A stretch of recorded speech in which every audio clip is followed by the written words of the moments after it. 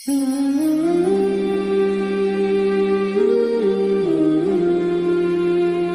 اللہ الرحمن الرحیم۔ آج ہم نے 70ویں پارے سے آغاز کرنا ہے۔ سورہ انبیاء، نبیوں کا تذکرہ ہے، خاص طور پہ حضرت ابراہیم کا، حضرت داؤد کا، حضرت سلیمان کا، حضرت یونس کا۔ اسی مناسبت سے اس کا نام سورہ انبیاء ہے۔ مکی صورت ہے، اس کی مضامین بھی، اس کے ٹاپکس بھی مکی صورتوں والے ہیں۔ آغاز ہی آخرت کے بیان سے، اقترب للناس حسابهم وهم فی غفلۃ معرضون۔ لوگوں کے لیے ان کے حساب کا وقت قریب آ گیا، لیکن وہ غفلت میں پڑے اور اعراض کر رہے ہیں۔ قیامت صغریٰ بھی، قیامت کبریٰ بھی۔ چھوٹی قیامت جو انسان کی موت کے ساتھ ہی شروع ہو جاتی ہے، وہ بھی انسان کے بہت قریب ہے۔ انسان کو پتہ ہی نہیں کب اس کے ساتھ کیا ہو جائے، کب وہ قبر کی مٹی میں چلا جائے، دفن ہو جائے۔ تو اقترب للناس حسابهم، لوگوں کے حساب کا وقت تو بہت قریب ہے۔ شیطان وسوسہ ڈالتا ہے کہ حساب بہت دور ہے، قیامت پتہ نہیں کب آئے گی۔ حالانکہ جس کی وفات ہوگی اس کی تو قیامت شروع ہوگی، اس کی تو لائف آفٹر ڈیتھ شروع ہوگی۔ اور قیامت کبریٰ جہاں تک بات ہے تو آپ صلی اللہ علیہ وسلم نے اس کے بارے میں بھی کہا کہ میں اور آخرت ایسی ہی ہیں کہ جیسے دو انگلیوں کے درمیان کا فاصلہ ہے۔ یعنی آپ صلی اللہ علیہ وسلم کی متصلاً بعد اب کیا ہے، اب آخرت ہی ہے۔ اور لوگوں کا معاملہ کیا ہے، وہم فی غفلہ، لوگ غفلت میں پڑ گئے ہیں، آخرت کے بارے میں سوچ نہیں رہے، آخرت کے حساب کتاب کے بارے میں، حشر نشر کے بارے میں، جزا سزا کے بارے میں۔ انسانی عمل پہ سب سے زیادہ اگر کوئی بلیف اثر انداز ہوتا ہے تو وہ آخرت ہے۔ یعنی آخرت کا کانسیپٹ جتنا زیادہ ہمارے ذہن میں رہے گا، مستحضر رہے گا، جتنا زیادہ ہم جنت جہنم کو سوچیں گے، آخرت کو سوچیں گے، اس کے ساتھ رہیں گے، اس کو اپنی میموری کا حصہ بنائیں گے، اتنا ہمارا عمل سیدھا رہے گا۔ اس لیے قرآن مجید آخرت کا ذکر بہت زیادہ کرتا ہے کہ انسان کے ذہن میں ہمیشہ یہ بات رہے کہ یہ زندگی کچھ بھی نہیں ہے، اصل زندگی آخرت کی زندگی ہے۔ یہ تو بہت تھوڑی سی زندگی ہے۔ اس سے قرآن کہتا ہے نمتعہم قلیلا، تھوڑا سا فائدہ ہم انہیں دیں گے، تھوڑا سا فائدہ ہے۔ کافروں کی بات ہو رہی ہے۔ پھر اس کے بعد ایک لمبا عرصہ ان کے لیے کیا ہے، نہ ختم ہونے والی زندگی میں ان کے لیے عذاب۔ نیکسٹ آیات میں دو باتوں کا تذکرہ ہے۔ ایک تو یہ کہ اللہ تعالیٰ نے رسولوں کا جو سلسلہ جاری کیا، انبیاء کا جاری کیا، یہ مردوں میں جاری کیا۔ وما ارسلنا قبلک الا رجالا نوحی الیہم، آپ سے پہلے بھی ہم نے مردوں کو ہی رسول بنا کے بھیجا جن کی طرف ہم وحی کرتے تھے۔ اس میں کوئی شک نہیں کہ عورتوں کا بہت مقام اور مرتبہ، بعض عورتیں جو ہیں وہ بہت سارے مردوں سے افضل بھی ہیں، جیسے حضرت مریم علیہ السلام جو کہ حضرت عیسیٰ علیہ السلام کی والدہ ہیں۔ پھر فرعون کی بیوی جو ایمان لے آئی تھی، اس کے گھر میں رہتے ہوئے اس کا تذکرہ اللہ سبحانہ و تعالیٰ نے 28ویں پارے میں کیا سورہ تحریم کے اندر۔ پھر اسی طرح سے جو ہے وہ ام المومنین حضرت عائشہ رضی اللہ عنہ، ان کا تذکرہ کیا۔ رسول اللہ صلی اللہ علیہ وسلم کی جو بیٹی ہیں حضرت فاطمہ رضی اللہ عنہ، ان کا ذکر ہمیں احادیث میں ملتا ہے کہ جنت کی عورتوں کی سردار ہے۔ تو بہت سی خواتین ایسی ہو گزری ہیں کہ جن کا مقام اور مرتبہ بہت مردوں سے بڑھ کر ہے، لیکن نبوت اور رسالت اللہ تعالیٰ نے صرف مردوں میں جاری کی۔ عورتوں میں کوئی نبیہ نہیں ہو گزری، کوئی رسول نہیں ہو گزری۔ اس کی وجہ شاید یہی ہے کہ یہ ذمہ داری یا اس کی نوعیت ایسی ہے کہ مرد ہی اس کو پوری طرح سے ادا کر سکتے ہیں۔ آج بھی دنیا میں بہت سی ذمہ داریاں ایسی ہیں کہ جنہیں مرد ہی فلفل کر سکتے ہیں، عورت ان کو اچھے سے ادا نہیں کر سکتی۔ عورت کی ذمہ داری گھر کی چار دیواری کے اندر ہے، جہاں وہ اپنی ذمہ داری کو بہت اچھے سے نبھا سکتی ہے، اپنے بچوں کی تربیت کے حوالے سے، اپنے گھر کو مینیج کرنے کے حوالے سے۔ وما ارسلنا قبلک الا رجالا نوحی الیہم، آپ سے پہلے ہم نے مردوں کو ہی نبی اور رسول بنا کے بھیجا اور ہم ان کی طرف وحی کرتے تھے۔ فاسألوا اہل الذکر ان کنتم لا تعلمون، تو آپ اہل ذکر سے پوچھ لیں اگر آپ نہیں جانتے، اہل علم سے پوچھ لیا کرو۔ اگر آپ کو کسی مسئلے کا علم نہیں ہے تو علماء سے پوچھ لیا کرو۔ اب علماء میں بھی اللہ نے متعین نہیں کیا کہ فلاں عالم سے پوچھنا ہے، فلاں سے نہیں پوچھنا۔ جیسے آپ کے بچہ بیمار ہو جائے تو آپ کیا کرتے ہیں؟ آپ کو جو ڈاکٹر میسر ہوتا ہے آپ اپنا بچہ اس کے پاس لے جاتے ہیں، کیونکہ آپ کو پتہ ہے کہ آپ کے پاس میڈیکل کا علم نہیں ہے، نالج نہیں ہے. جس نے حاصل کیا ہوا ہے، جس کے پاس سرٹیفکیٹ ہے، آپ اس سے مشورہ کر لیتے ہیں. زیادہ سے زیادہ یہ ہوتا ہے کہ ایک ڈاکٹر کی اوپینین آپ کو اچھی نہیں لگتی، لیکن اس کا مطلب یہ نہیں کہ آپ خود ڈاکٹر بن جاتے ہو اور اپنے بچے کا علاج خود سے شروع کر دیتے ہو. آپ ایک سیکنڈ ڈاکٹر کو کنسلٹ کرتے ہو، آپ اس سے اوپینین لیتے ہو. اگر اس سے بھی آپ کو اطمینان نہیں ہوتا، آپ تھرڈ اوپینین کی طرف چلے جاتے ہو، لیکن کنسلٹ آپ ڈاکٹر کو کرتے ہو. تو یہ بات بہت اہم ہے. آپ یا فزیشین ہیں یا آپ پیشنٹ ہیں. تو اگر آپ پیشنٹ ہیں تو آپ نے فزیشین کو، جو سرٹیفائڈ ڈاکٹر ہے، آپ نے اس کی طرف رجوع کرنا. آپ نے خود ڈاکٹر نہیں بن جانا، ورنہ تو آپ اپنی جان کے ساتھ بھی کھیلیں گے، اپنی اولاد کی جان کے ساتھ بھی کھیلیں گے. اور اپنی ذات کی حد تک تو چلیں پھر چل جاتا ہے کہ مائیں گھروں میں ٹوٹکے کر لیتی ہیں. ٹھیک ہے، چھوٹی موٹی بیماری ہو تو بندہ خود سے جو ہے وہ دوا دارو کر لیتا ہے، اتنا نالج اب ہو گیا ہے سوسائٹی کے اندر. لیکن اگر سیریس کیس ہو تو ایسا نہیں ہے کہ گھر میں سرجری شروع کر دے. اگر وہ ایسا کرے گا تو قانون کی پکڑ میں آ جائے گا. یہی معاملہ علم دین کا بھی ہے. ہر فن میں جس طرح سے اسکالرز ہیں، پروفیشنلز ہیں، ایکسپرٹس ہیں، اسی طرح علم دین میں بھی ایکسپرٹس ہیں، جن کو ہم علماء کہتے ہیں، جن کو ہم اسکالرز کہتے ہیں. تو ایک عام انسان جو ہے اس نے اسکالرز کی طرف رجوع کرنا ہے، ان سے علم حاصل کرنا ہے، ان سے پوچھ کے چلنا ہے. اگر اسے ایک اسکالر کی بات پہ اطمینان نہیں ہو رہا تو دوسرے اسکالر کی طرف چلا جائے، اس پہ اطمینان نہیں ہو رہا تو تیسری کی طرف چلا جائے. لیکن فالو اس نے کسی نہ کسی اسکالر کو کرنا ہے جس کے علم کے اوپر اس کو اطمینان ہو اور جس کے اخلاق پہ اس کو اطمینان ہو کہ یہ بندہ ایکسپرٹ ہے. دنیا میں بھی ہم یوں ہی کرتے ہیں کہ اگر ہم نے اپنے گھر کا نقشہ بنوانا ہے تو ہم کسی سول انجینئر کی طرف رجوع کریں گے اور ہم دیکھیں گے کہ جو اچھا ہو اور اس کو انجینئرنگ آتی ہو.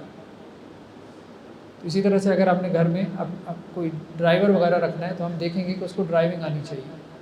تو یہی معاملہ ہے، اگر دین کا مسئلہ ہم نے کسی سے پوچھنا ہے تو ہمیں یہ دیکھنا ہے کہ وہ دین میں ایکسپرٹ ہو، دین میں ایکسپرٹ ہو، دین کا علم اس کے پاس اچھا ہو. یہ نہیں کہ صرف سرٹیفکیٹ ہو. سرٹیفکیٹ تو بہت سے ڈاکٹروں کے پاس ہوگا، بہت سے انجینئرس کے پاس ہوگا، لیکن انہیں کام نہیں آتا ہوگا.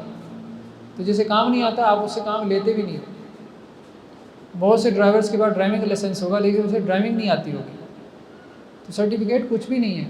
ہمارے ہاں بہت سے لوگوں نے سرٹیفکیٹس لے لیے، انجینئرنگ کے لے لیے، میڈیکل سائنس کے لے لیے، ایون کہ علماء بننے کے سرٹیفکیٹ لے لیے، لیکن انہیں آتا واتا کچھ بھی نہیں ہے. سیدھی سی بات ہے، وہ ایک ٹائٹل ہے جو ان کے ساتھ لگ گیا سرٹیفکیٹ کی وجہ سے کہ یہ عالم ہے، یہ مفتی ہے، یہ فلاں، یہ ڈمکان ہے. اس کے پاس علم دین نہیں ہے. تو اگر آپ اس کو فالو کریں گے، اس کے پیچھے چلیں گے، تو آپ اپنے آپ کو جو ہے وہ تباہ کر دیں گے دینی اعتبار سے. تو وہ جس کے پاس واقعتاً کوئی دین کا علم ہے، نالج ہے، تو جس کے پاس ہوتا ہے وہ نظر بھی آتا ہے، وہ نظر بھی آتا ہے. سوسائٹی میں ایسے لوگ بھی ہیں جنہیں قرآن پڑھنا نہیں آتا، ٹھیک ہے، لیکن ان کے ساتھ جو ہے وہ مطلب ٹائٹل لگے ہیں، بڑے بڑے ٹائٹلز لگے ہیں اور لاکھوں میں انہوں نے فالوورز بنا رکھے ہیں، لیکن قرآن کی ایک آیت صحیح سے نہیں پڑھ سکتے، ایک آیت قرآن کی صحیح سے نہیں پڑھ سکتے. جہالت ہمارے یہاں بہت زیادہ ہوگی، بہت زیادہ ہوگی.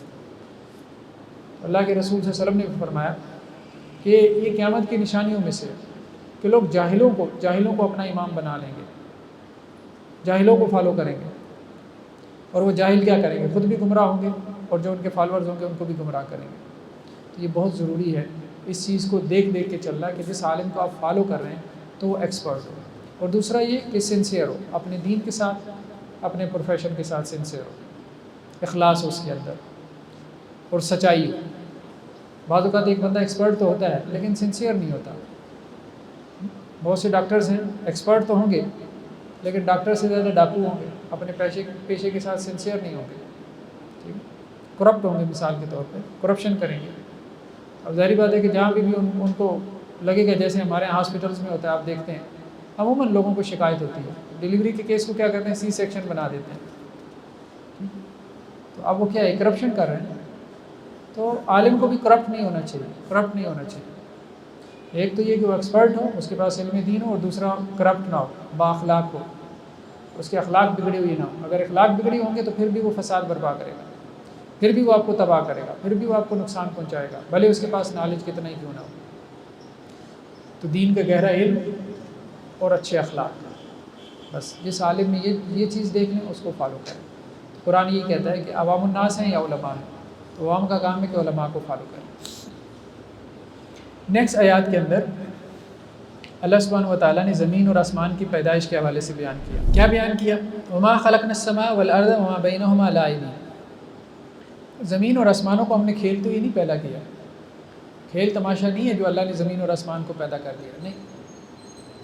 ہندوؤں میں ایک کانسیپٹ عام ہو گیا کہ یہ دنیا کیا ہے، یہ رام کی لیلا ہے، مطلب خدا نے ایک کھیل تماشا بنایا ہوا ہے۔ جیسے بچپن میں آپ نے دیکھا ہوگا، ہمارے تو بہت ہوتا تھا کہ وہ محلے میں کسی گلی میں کوئی کنسٹرکشن ہو رہی ہوتی تھی تو وہ ٹریکٹر ٹرالے والے آتے تھے، ریڑے والے آتے تھے، تو وہ ریت یا مٹی کا ایک وہ ٹرالی جو ہے وہ پھینک کے چلے گئے۔ اب بچوں نے کیا کیا، وہاں پہ ریت کے اندر، مٹی کے اندر چھوٹے چھوٹے گھر بنانا شروع کر دیا۔ ایک کھیل ہے ٹائم پاس کرنے کے لیے۔ تو یہ کانسیپٹ عام ہو گیا کہ خدا معاذ اللہ فارغ بیٹھا ہوا تھا، اسے کوئی کھیل چاہیے تھا، یعنی اللہ کو مصروفیت چاہیے تھی، تو اس نے کہا چلو دنیا بناتے ہیں، انسانوں کو پیدا کرتے ہیں، انسانوں کو مارتے ہیں۔ اللہ تعالیٰ اس کانسیپٹ کا انکار کر رہا ہے۔ یہ دنیا اللہ نے اس لیے نہیں بنائی کہ معاذ اللہ کو فارغ بیٹھا تھا اور اللہ کو مصروفیت چاہیے تھی، کہ اللہ تعالیٰ نے ایک تماشا لگا لیا اور اب اللہ تعالیٰ اس تماشے کو دیکھ کے خوش ہو رہا ہے، خود ہی بنایا خود ہی خوش ہو رہا ہے، ایسا نہیں۔ تو اللہ تعالیٰ نے یہاں اس کا انکار کیا۔ دیکھو زمین اور آسمان ہم نے کھیلتے ہوئے نہیں پیدا کی، کھیلتے ہوئے نہیں پیدا کی۔ لو اردنا ان نتخذ لہوا لاتخذناہ من لدنا ان کنا فاعلین۔ اگر ہم نے کھیل بنانا ہوتا تو ہم یہ کھیل اپنے پاس بناتے، اگر کوئی کھیل وغیرہ تو ہم اوپر آسمانوں پہ، سات آسمانوں پہ بنا لیتے، یا دنیا میں ہم نے سارا تماشا تھوڑی سجانا تھا۔ اگر اللہ تعالیٰ کو اپنے لیے کوئی کھیل چاہیے تھا تو اللہ تعالیٰ سات آسمانوں کے اوپر وہ کھیل تماشا سجا لیتے فرشتوں کے ساتھ، لیکن اللہ تعالیٰ نے اس دنیا کو بنایا، انسانوں کو پیدا کیا۔ یہ پرپسفل کریشن ہے، پرپسفل کریشن۔ لیکن شیاطین خود بھی گمراہ ہیں، دوسروں کو بھی گمراہ کر رہے ہیں۔ کس اعتبار سے کہ زندگی کا کوئی مقصد نہیں ہے، بس آئے ہو بس فساد برپا کرو، خود بھی فساد برپا کرو، دوسروں کے اندر بھی جو ہے وہ یہ عرض پیدا کرو کہ وہ بھی زمین میں فساد برپا کرو، بس اسی کے اوپر خوش ہیں۔ لیکن نہیں پتہ کہ اچانک اللہ کی پکڑ آ جانی ہے، اور اللہ کی پکڑ آنے کے بعد پھر جس عذاب میں گرفتار ہوں گے اس عذاب سے نکلنے کا کوئی رستہ نہیں ملے گا۔ نیکسٹ آیات کے اندر اللہ کی نشانیوں اور قدرتوں کا بیان ہے۔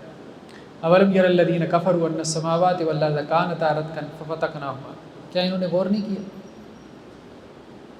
جنہوں نے، انسانوں نے کیا غور نہیں کیا کہ اللہ تعالیٰ نے زمین اور سات آسمانوں کیسے پیدا کیا؟ تو یہ کافر لوگ کیوں نہیں غور کرتے؟ یہ کفر کرنے والے کیوں نہیں سوچتے؟ کانتا رتقا، زمین اور آسمان دونوں ملے ہوئے تھے، ففتقناہما، تو ہم نے ان کو جدا جدا کر دیا۔ اب اس سے کیا مراد ہے کہ زمین اور آسمان ملے ہوئے تھے؟ کچھ لوگ کو اس کو بگ بینگ کی طرف لے گئے، ویدر انیشیل سنگولیرٹی تھی، سب کچھ ایک ہی تھا، پھر اس کے بعد ایکسپینشن ہوئی ہے اور پھر زمین اور آسمان علیحدہ ہو گیا، جیسے فزکس میں ہے، اور فزکس والے جانتے ہیں کیا کانسیپٹ ہے بگ بینگ کا۔ پھر سب پہلے ایک تھا، پھر آہستہ آہستہ یہ سب سولر سسٹم، گلیکسیز وجود میں آئی ہیں جب ایکسپینشن ہوئی ہے۔ لیکن جو عام کانسیپٹ ہے ان آیات کا وہ یہی ہے کہ باہم ملے ہونے سے کیا مراد ہے کہ زمین کے سوتے آپس میں ملے ہوئے تھے اور آسمان کے سوتے بھی آپس میں ملے ہوئے تھے۔ تو اللہ تعالیٰ نے آسمان کے سوتوں کو کھول دیا، یعنی جیسے بادلوں کو پھاڑ دیا اللہ نے، جب بادل پھٹے ٹھیک ہے تو اس میں سے بارش اتری، نازل ہوئی۔ زمین بھی آپس میں ملی ہوئی تھی، تو زمین نے بارش کو ابزارب کیا، تو پھر زمین بھی کیا ہوگی، اس کے سوتے بھی کھل گئے، اور اس سے پھر کیا ہوا، پھل پھول پیدا ہوئے، اناج اور غلہ پیدا ہوا۔ تو زمین اور آسمان آپس میں ملی ہوئی تھی، یعنی بند تھے، پھر اللہ نے ان کے کیا کیے، سوراخ کھول دیے۔ آسمان کے سوراخ کھولے یعنی بادلوں کے سوراخ کھولے تو بارش برسی، اور زمین کے سوراخ کھولے تو پانی جو ہے وہ زمین کے اندر گیا۔ برسات میں ہم دیکھتے ہیں ہر چیز زمین سے نکل آتی ہے، تو وہ کیسے نکلتی ہے، سوراخ کھولتے ہیں نا، کیڑے مکوڑے، مینڈک، پتہ نہیں کیا کیا چیز جو سارا سال زمین کے اندر پڑی رہتی ہے، ٹھیک ہے، ہیبرنیشن موڈ میں چلے جاتے ہیں نا، اپنے آپ کو ہیبرنیٹ کر لیتے ہیں، تو وہ بھی نکل آتے ہیں۔ وَجَعَلْنَا مِنَ الْمَاءِ كُلَّ شَيْءٍ حَيٍّ أَفَلَا يُؤْمِنُونَ۔ اور ہم نے ہر چیز کی بنیاد، ہر چیز کا اوریجن پانی کو بنایا۔ لوگ اس پہ ایمان کیوں نہیں رکھتے؟ اب اس پانی کی بھی دو تشریحات کی گئی ہیں، جو سائنس والے ہیں وہ اس کو اور طرف لے جاتے ہیں کہ پہلا جو سیل ہے جہاں سے انسان ایوالو ہوا ہے تو وہ پانی کے قریب وجود میں آیا تھا، جو ایوولوشن کے قائل ہے ان کی بات ہو رہی ہے۔ لیکن ظاہری بات ہے کہ یہ سائنسی نظریات اس وقت صحابہ کے دور میں تو نہیں تھے، تو انہیں بھی قرآن سمجھ میں آ رہا تھا، تو وہ کیا سمجھ رہے تھے یا انہوں نے کیسے انٹرپریٹ کیا؟ تو وہ پانی سے مراد پھر سپم لیتے ہیں، نطفہ لیتے ہیں اللہ تعالیٰ نے نطفے سے انسان کو پیدا کیا، ہر جاندار کے اندر، انسانوں میں بھی اور اسی طرح جو ہے وہ جانوروں میں بھی۔ وجعلنا فی الارض رواسیٰ ان تمید بہم وجعلنا فیہا فجاجا سبلا لعلہم یہتدون، اور ہم نے زمین میں پہاڑ گاڑ دیے تاکہ زمین انہیں لے کر ایک طرف جھک نہ جائے۔ پہاڑ زمین کے اوپر میخوں کی طرح گاڑے ہوئے ہیں اور زمین کو سٹیبل کی ہوئی، اور ہم نے زمین کے اندر کشادہ رستے بنا دیے تاکہ لوگ ان کے اوپر چل کے اپنی منزل تک پہنچ پائیں۔ بہت دفعہ آپ پہاڑی علاقوں میں دیکھتے ہیں رستے بنے ہوئے، انسان حیران رہ جاتا ہے کہ یہ رستے کیسے بن گئے، کیسے وجود میں آ گئے۔ فطرت نے رستے بنا دیے، اللہ نے بنا دیے۔ فطرت کیا چیز ہے؟ اللہ کی تخلیق کرتا مخلوق ہے، اور کیا ہے؟ نیچر کیا ہے؟ اللہ کی مخلوق ہے، اللہ کے بنائی ہوئی فزیکل لاز ہے،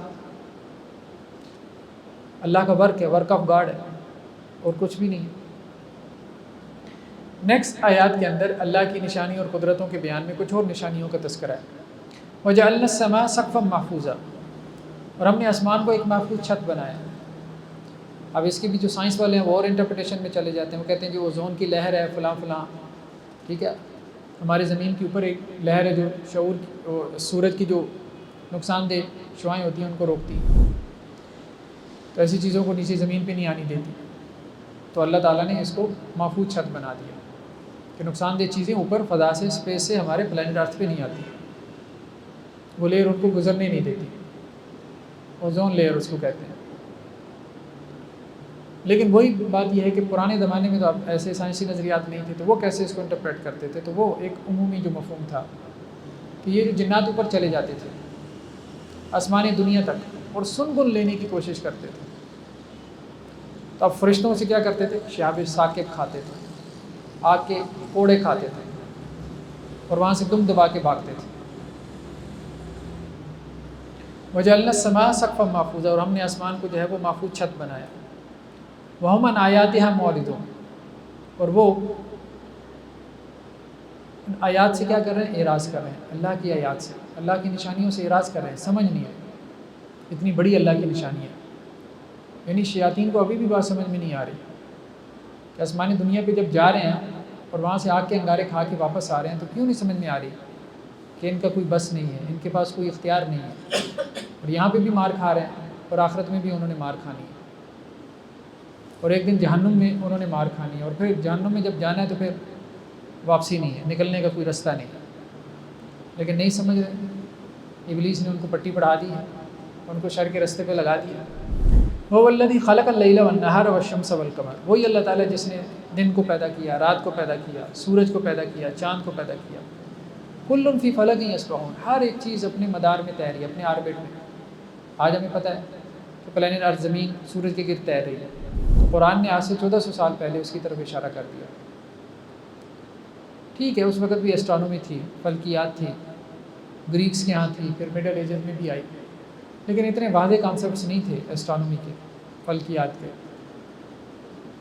کچھ نہ کچھ ان کے کانسیپٹس ہوتے تھے، وہ پڑھے پڑھائے بھی جاتے تھے، لیکن عربوں میں تو بالکل نہیں تھے۔ تو قرآن نے یہ چیزیں جو بیان کی ہیں، بہرحال یہ ایک میریکل ہے کہ آج سے 1400 سال پہلے وہ باتیں بیان کی ہیں۔ تو کل فی فلک یسبحون، سورج ہے، چاند ہے، سب اپنے مدار میں تیر رہے ہیں۔ تو آج یہ تیرتی ہوئی باڈیز ہیں، ہیونلی باڈیز جنہیں ہم کہتے ہیں، تو یہ ایک طرح سے آسمان کے اندر تیر رہے ہیں۔ نیکسٹ آیات کے اندر اللہ سبحانہ و تعالیٰ نے قیامت کے دن کا تذکرہ کیا، اور قیامت کے دن جو حساب کتاب ہوگا اس کا ذکر کیا۔ وَنَضَعُ الْمَوَازِينَ الْقِسْطَ لِيَوْمِ الْقِيَامَةِ، اور قیامت والے دن ہم کیا کریں گے؟ انصاف کی میزان لگائیں گے۔ قیامت والے دن ترازو لگے گا جس میں اعمال کو تولا جائے گا۔ نیکی کے اعمال اگر کسی کے بھاری ہو گئے تو وہ جنت میں جائے گا، اور کسی کی برائی کے اعمال بھاری ہو گئے تو وہ جہنم میں جائے گا۔ قیامت کے دن اعمال کے تولے جانے کا تذکرہ ہو رہا ہے کہ ہم انصاف کے جو میزان ہیں ہم ان کو لگائیں گے۔ فَلَا تُظْلَمُ نَفْسٌ شَيْئًا، اور اس دن ذرا برابر بھی ظلم نہیں کیا جائے گا۔ وَإِنْ كَانَ مِثْقَالَ حَبَّةٍ مِّنْ خَرْدَلٍ أَتَيْنَا بِهَا، اور اگر رائی کے دانے کے برابر بھی کسی کا کوئی عمل ہوگا اچھا یا برا، اللہ تعالیٰ اس کو بھی لے آئیں گے۔ وَكَفَىٰ بِنَا حَاسِبِينَ، اور ہم کافی ہیں حساب کرنے کے لیے۔ اب یہ ترازو کیسا ہوگا؟ اس میں اگرچہ اختلاف ہو گیا کچھ اہل علم کا کہنا یہ ہے کہ یہ ایسا اسکیل ہے، ایسا بیلنس ہے، ایسا ترازو ہے جس کا ایک ہی پلڑا ہے۔ ایک ہی پلڑے والے ترازو بھی ہوتے ہیں نا آج کل۔ بعض اہل علم کا کہنا یہ ہے کہ نہیں، 2 پلڑوں والا ترازو ہوگا۔ تو اگر تو ہم اس کو 2 پلڑوں والا ترازو بنائیں تو پھر اس کا مطلب کیا ہے کہ ایک پلڑے کے اندر نیکیاں ہوں گی اور ایک پلڑے میں برائیاں ہوں گی۔ اور اگر ایک پلڑے والا ترازو لگائیں تو اس کا مطلب یہ ہے کہ اس کا اعمال نامہ جو ہے وہ اسی طرح سے تولا جائے گا۔ تو قیامت والے دن انسان کے اعمال کا حساب ہوگا، اور قرآن اس حوالے سے واضح ہے والوزن یومئذ الحق، کہ اس دن جو وزن ہوگا وہ اعمال کی کوانٹٹی کے بجائے کوالٹی میں ہوگا۔ بھلے عمل تھوڑا ہو، لیکن اگر اخلاص کے ساتھ ہوگا، کیفیت کے ساتھ ہوگا، اللہ تعالیٰ اس میں وزن ڈال دیں گے۔ جیسا کہ رسول اللہ صلی اللہ علیہ وسلم نے فرمایا کہ تم میں سے کوئی ایک کھجور کی گٹھلی صدقہ کرتا ہے، کھجور کی گٹھلی۔ اب کھجور کی گٹھلی کیا ہے؟ کچھ بھی نہیں ہے، مطلب ایک کھجور صدقہ کرنا سب لوگ کر سکتے ہیں۔ تو تم میں سے کوئی ایک جو ہے وہ کھجور کا ایک دانہ صدقہ کرتا ہے تو اللہ تعالیٰ اس کو وہ پہاڑ کے برابر بڑھا دیں گے۔ تو وزن جو ہے وہ اعمال میں پڑنا ہے کیفیت سے، تو کیفیت کے ساتھ نیکی کرے بندہ، کیفیت کے ساتھ۔ نیکسٹ آیات میں حضرت ابراہیم علیہ السلام کے واقعے کی طرف اشارہ ہے۔ یہ سورہ انبیاء ہے، سورہ انبیاء میں انبیاء کے واقعات کا ذکر ہے۔ تو حضرت ابراہیم علیہ السلام کی جو بعثت ہوئی تھی، اللہ کی طرف سے جو اپائنمنٹ تھی، وہ عراق کے شہر ار میں تھی۔ تو وہاں پرانی تہذیب تھی، اس وقت سمیرینس یہ لوگ تھے عراق کے اندر چھائے ہوئے تھے، پھر ان کے بعد اکادین سے آئے۔ تو وہاں ان کے بڑے بڑے ٹیمپلز ہوتے تھے، بت پرستی عام تھی، کئی ایک بت انہوں نے بنا رکھے تھے، جیسا کہ مشرکین مکہ کے ہاں بھی مختلف جو ہے وہ صفات کے حامل بت تھے، تو ان کے ہاں بھی مختلف صفات کے حامل بت تھے۔ ہر ایک بت کو انہوں نے خاص قسم کی اتھارٹیز اسائن کر رکھی ہیں۔ یہ سمندروں کا ہے، سمندر میں اگر سفر کرنا ہو تو اس بت کو پکارنا ہے، بیٹا چاہیے تو اس بت کو پکارنا ہے، بارش چاہیے تو اس بت کو پکارنا ہے۔ تو بتوں کے انہوں نے کیا کیے تھے؟ کام تقسیم کر رکھے تھے۔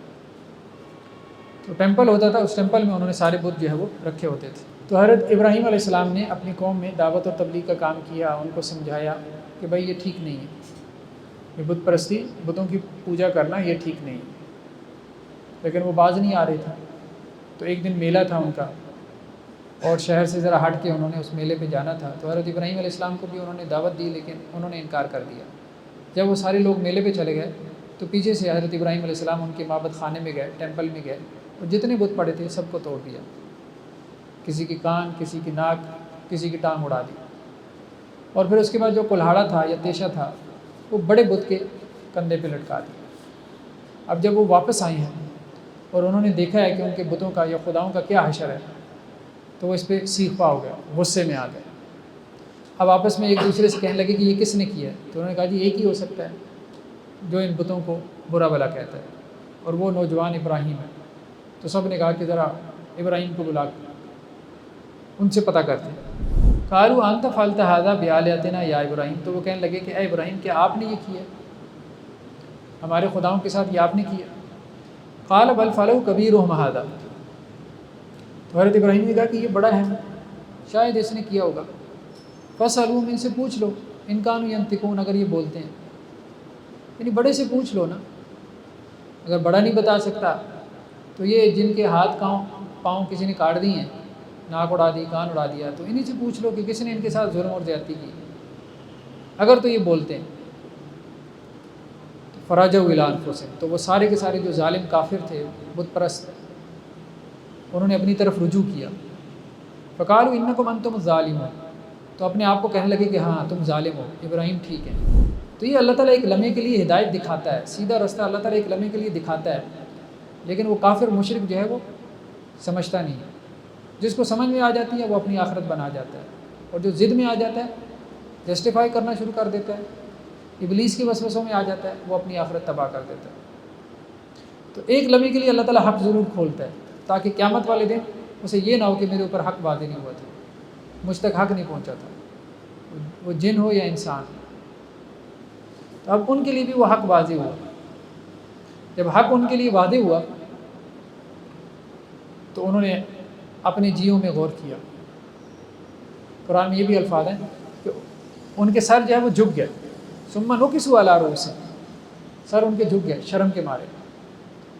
حضرت ابراہیم کہہ رہے ہیں کہ ان سے پوچھ لو، اب وہ بھی اس بات کو سمجھ رہے تھے کہ اگر ہم نے حضرت ابراہیم سے یہ کہا کہ ان سے کیسے پوچھیں، یہ تو بولتی ہی نہیں ہے، تو حضرت ابراہیم نے آگے سے پکڑ لینا کہ جو بول ہی نہیں سکتا، ٹھیک ہے، جو یہ نہیں بتا سکتا کہ اس کو کس نے نقصان پہنچایا، تو وہ تمہارا نقصان کیا پورا کرے گا؟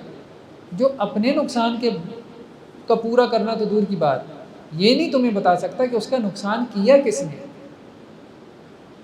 تو تم اس سے امیدیں لگا کے بیٹھے ہو کہ وہ تمہارا نقصان پورا کرے گا۔ اب یہ بات ان کو سمجھ آ رہی تھی کہ حضرت ابراہیم نے کہاں چوٹ ماری ہے۔ تو حضرت ابراہیم نے کہا کہ دیکھو ان سے پوچھ لو، ظاہری بات ہے اب کسی نے نہیں دیکھا، یا تو وہ بڑا بتا دے کہ اس نے کیا ہے کہ نہیں کیا، اگر وہ بڑا بول نہیں رہا ہو سکتا ہے اس کو غصہ آ گیا ہو، اس نے کہا کہ صرف میری عبادت ہونی چاہیے، باقی ساروں کو کیوں پوچھ رہے ہو، وہ حسد میں آ گیا۔ تو اگر اس کا کوئی معاملہ نہیں ہے، وہ نہیں بول رہا، تو چھوٹوں سے پتہ کر لیتے ہیں کہ کس نے ان کے ساتھ یہ۔ اب وہ اس پہ بالکل خاموش ہو گئے، یہ ایسی دلیل تھی، مسکت دلیل تھی، اب ان کے پاس اس کا کوئی جواب نہیں تھا۔ اور جب ان کے سر شرم کے مارے جھک گئے، لقد علمت ما هؤلاء ينطقون، تو وہ کہنے لگے ابراہیم آپ کو پتہ ہے یہ تو بول نہیں سکتے، یہ تو نہیں بات کر سکتے۔ تو بالآخر انہوں نے وہ بات کہہ ہی دی۔ تو اس پہ حضرت ابراہیم نے پھر دوسری چوٹ ماری، قال فتعبدون من دون اللہ ما لا ينفعكم شيئا ولا يضركم، کس کی عبادت کر رہے ہو پھر اللہ کو چھوڑ کے، کس کو پوج رہے ہو جو تمہیں یہ بھی نہیں بتا سکتا کہ اس کو کس نے مارا ہے۔ یعنی اس بت کو تم نے اتنا بڑا بنایا ہوا ہے، اور اس سے تم ایسے تھر تھر کانپ رہے ہو، اور اس سے ڈر رہے ہو، اور اس سے مانگ رہے ہو، اور کوئی آتا ہے اور اس بت کے ہاتھ پاؤں کاٹ کے لے جاتا ہے، اور وہ بیچارہ اس قابل نہیں ہے کہ وہ تمہیں بتا سکے کہ اس کے ساتھ یہ کس نے کیا ہے۔ شیطان نے تمہیں کس چکر میں ڈال رکھا ہے، کیسے تمہیں شیطان نے گمراہ کر رکھا ہے۔ قال فتعبدون من دون اللہ ما لا ينفعكم شيئا ولا يضركم، نہ تمہیں یہ کوئی فائدہ پہنچا سکتے ہیں نہ نقصان، فائدہ نقصان صرف اللہ کی ذات ہے پہنچانے والی، اور کوئی کچھ بھی نہیں کر سکتا، کوئی کچھ نہیں کر سکتا جب تک اللہ نہ چاہے۔ اف لکم ولما تعبدون من دون اللہ، اف ہے تم پر اور جن کی تم عبادت کرتے ہو اللہ کے علاوہ، افلا تعقلون، کیا تم عقل نہیں رکھتے؟ تو حضرت ابراہیم علیہ السلام نے اس طرح سے ان کو پھر سمجھایا، لیکن نہیں سمجھ آئی، نہیں سمجھ گئے۔ ابلیس نے ان کو جو ہے وہ اور ہوا دی کہ ابراہیم کو آگ میں ڈالتے ہیں۔ آگ نے کیا کرنا تھا ابراہیم، کیا بگاڑنا تھا؟ حضرت ابراہیم علیہ السلام کو آگ کے علاوہ میں ڈال دیا، وہ آگ حضرت ابراہیم علیہ السلام کے لیے ٹھنڈک بن گئی۔ تو اللہ تعالیٰ اپنے بندوں کو کوئی نقصان نہیں پہنچنے دیتا، اپنے بندوں کو کوئی نقصان نہیں پہنچنے دیتا۔ ہاں، کافروں کا انجام بہت برا ہے۔ نیکسٹ آیات میں حضرت داؤد اور حضرت سلیمان علیہ السلام کا تذکرہ ہے، ایک واقعے کی طرف اشارہ ہے کہ دو لوگوں میں ایک جھگڑا ہو گیا، اور وہ جھگڑا لے کے حضرت داؤد علیہ السلام کے پاس آئے۔ حضرت داؤد علیہ السلام کا زمانہ 1000 BC ہے، فلسطین میں تھے، یہ ان کی سلطنت قائم تھی 1000 قبل مسیح۔ تو حضرت داؤد کے بعد پھر ان کے بیٹے حضرت سلیمان وہ ان کے وارث بنے، تخت نشین ہوئے۔ جھگڑا کیا تھا کہ ایک شخص کی بکریاں دوسرے کے کھیت میں چر گئی تھی، اور فیصلہ کیسے کیا جائے۔ تو اس پہ حضرت سلیمان علیہ السلام پاس بیٹھے تھے، تو انہوں نے کہا کہ مجھے اجازت دے، میں اس میں جو ہے وہ فیصلہ کرتا ہوں۔ تو حضرت سلیمان علیہ السلام نے فیصلہ کیا، تو اللہ نے ان کے فیصلے کی تعریف کی، لیکن ساتھ میں یہ کہا کہ یہ فہم ہم نے حضرت سلیمان علیہ السلام کو عطا کیا تھا، ہم نے کیا تھا۔ اللہ کے رسول صلی اللہ علیہ وسلم کی ایک دعا بھی ہے، اللہم یا معلم ابراہیم علمنی و یا مفاہم سلیمان فاہمنی، اے ابراہیم کے معلم، اے ابراہیم کو سکھانے والے مجھے بھی سکھا دے، اے سلیمان علیہ السلام کو فہم دینے والے مجھے بھی فہم دے دے۔ تو حضرت ابراہیم علیہ السلام کو جو اللہ نے علم دیا اور سلیمان علیہ السلام کو جو فہم دیا، سوجھ بوجھ دی، اس کی دعا اللہ کے رسول صلی اللہ علیہ وسلم نے کی۔ تو حضرت سلیمان علیہ السلام نے کیا فیصلہ کیا؟ انہوں نے یہ کہا تھا کہ جس شخص کی بکریاں ہیں دوسرے کے کھیت میں چر گئی ہیں، تو بکریوں والوں کو دوسرے کا کھیت دے دیا جائے، تاکہ وہ اس کھیت کو دوبارہ اسی جگہ پہ لے کر آئے، اس میں محنت کرے، اور دوبارہ کھیت یا فصل اسی طرح سے تیار ہو جائے جیسے پہلے تھی۔ تو کھیت جو ہے وہ بکریوں والے کے پاس چلا گیا، اور بکریاں جو ہے وہ کھیت والے کے پاس چلی گئی۔ تو کھیت جب بکریوں والے کے پاس چلا گیا تو اس نے اس کو تیار کر کے واپس کر دیا، جتنے بھی اس کو ٹائم لگا، 2 ماہ 4 ماہ، اور اتنی دیر میں جو بکریاں تھیں وہ کھیت والے کے پاس رہیں، اور اس نے ان سے فائدہ اٹھایا۔ اس طرح سے انہوں نے اس کا فیصلہ کیا۔ و داؤد و سلیمان اذ یحکمان فی الحرث، اور داؤد اور سلیمان جب کہ وہ کھیتی کے بارے میں فیصلہ کر رہے تھے، اذ نفشت فیہ غنم القوم، اور اس کھیتی میں ایک دوسری قوم کی بکریاں چر گئی تھیں، وکنہ لحکمہم شاہدین، اور جب وہ فیصلہ کر رہے تھے تو ہم اس وقت حاضر تھے۔ خاص طور پہ ججز کے لیے یہ آیت بہت اہم ہے، ججز کے لیے جب وہ فیصلہ کر رہے ہوتے ہیں نا، کرسی پہ بیٹھ کے سائن کر رہے ہوتے ہیں، کوئی ججمنٹ پاس کر رہے ہوتے ہیں، اللہ انہیں دیکھ رہا ہوتا ہے، اللہ دیکھ رہا ہوتا ہے۔ قیامت والے دن اللہ اس فیصلے کے بارے میں پوچھے گا، اس بڑی عدالت میں ان چھوٹی چھوٹی عدالتوں کے فیصلے ڈسکس ہوں گے کہ یہاں کس نے کتنا ظلم کیا۔ اس لیے رسول اللہ علیہ وسلم کی ایک حدیث ہے کہ جسے قاضی جج بنایا گیا، اسے گویا کہ الٹی چھری سے ذبح کر دیا گیا۔ سیدھی چھری سے تو بندہ جلدی ذبح ہو جاتا ہے، الٹی چھری سے ذبح نہیں ہوتا، ذبح نہیں ہوتا۔ یعنی یہ بہت بڑی آزمائش ہے، بہت بڑی آزمائش ہے۔ لوگ تو بس پروٹوکول انجوائے کرنے کے لیے جج بن جائے ہمارا بیٹا، قاضی بن جائے، اتنی بڑی ذمہ داری ہے۔ یہ لوگوں کے جو فیصلے کرنے ہیں، موت کے فیصلے کر رہے ہوتے ہیں نا، کسی کی زندگی موت کے فیصلے ہیں نا، جج بیٹھ کے کیا کر رہا ہے؟ زندگی موت کے فیصلے کر رہا ہے، اور کیا کر رہا ہے؟ جائیدادوں کے فیصلے کر رہا ہے، کتنے بڑے بڑے فیصلے کر رہا ہوتا ہے وہ۔ ذرا سی ڈنڈی مار کے، ذرا سا ظلم کر کے وہ کیا کر سکتا ہے؟ اپنی آخرت برباد کر سکتا ہے۔ اگلے کی تو دنیا تباہ کرے گا، اپنی آخرت برباد کر لے گا۔ لیکن یہ ہے کہ اللہ تعالیٰ ان کو سوجھ بوجھ دے، اللہ تعالیٰ ان کو بصیرت دے۔ نیکسٹ آیات میں حضرت ایوب علیہ السلام کی ایک دعا کا تذکرہ ہے، کیونکہ سورۃ الانبیاء ہے تو انبیاء کے قصے اللہ نے بیان کیے۔ حضرت ایوب علیہ السلام کو ایک آزمائش آئی تھی، ایک بیماری آئی تھی۔ کہا یہ جاتا ہے کہ اسکن کی کوئی ڈیزیز تھی، بگڑ گئی۔ جب وہ بگڑ گئی تو اب اللہ کے حکم سے بگڑی، تو اب نوبت یہاں تک آ گئی کہ اہل خانہ بھی چھوڑ کے چلے گئے۔ یہ بھی اللہ کی طرف سے ایک بڑی آزمائش تھی، اہل خانہ بھی چھوڑ کے چلے گئے، بیوی بچے بھی چھوڑ گئے۔ 17 سال تک اس بیماری میں رہے، 17 سال، بڑی بات ہے 17 سال کہنا کہ بیماری میں بالکل اکیلے، تنے تنہا، لیکن اللہ کا ذکر کرتے رہے، اللہ کو یاد کرتے رہے۔ 17 سال میں کوئی لمحہ نہیں آیا کہ اللہ کو یاد نہیں کیا، ان 17 سال میں کوئی لمحہ نہیں آیا کہ اللہ سے شکوہ کیا۔ اس لیے صبر ایوب بہت معروف ہے۔ وَأَيُّوبَ إِذْ نَادَىٰ رَبَّهُ أَنِّي مَسَّنِيَ الضُّرُّ وَأَنتَ أَرْحَمُ الرَّاحِمِينَ، اور یاد کرو ایوب کو جب انہوں نے اپنے رب کو پکارا، یا اللہ مجھے تکلیف پہنچی، اور آپ رحم کرنے والوں میں سب سے بڑھ کے رحم کرنے والے۔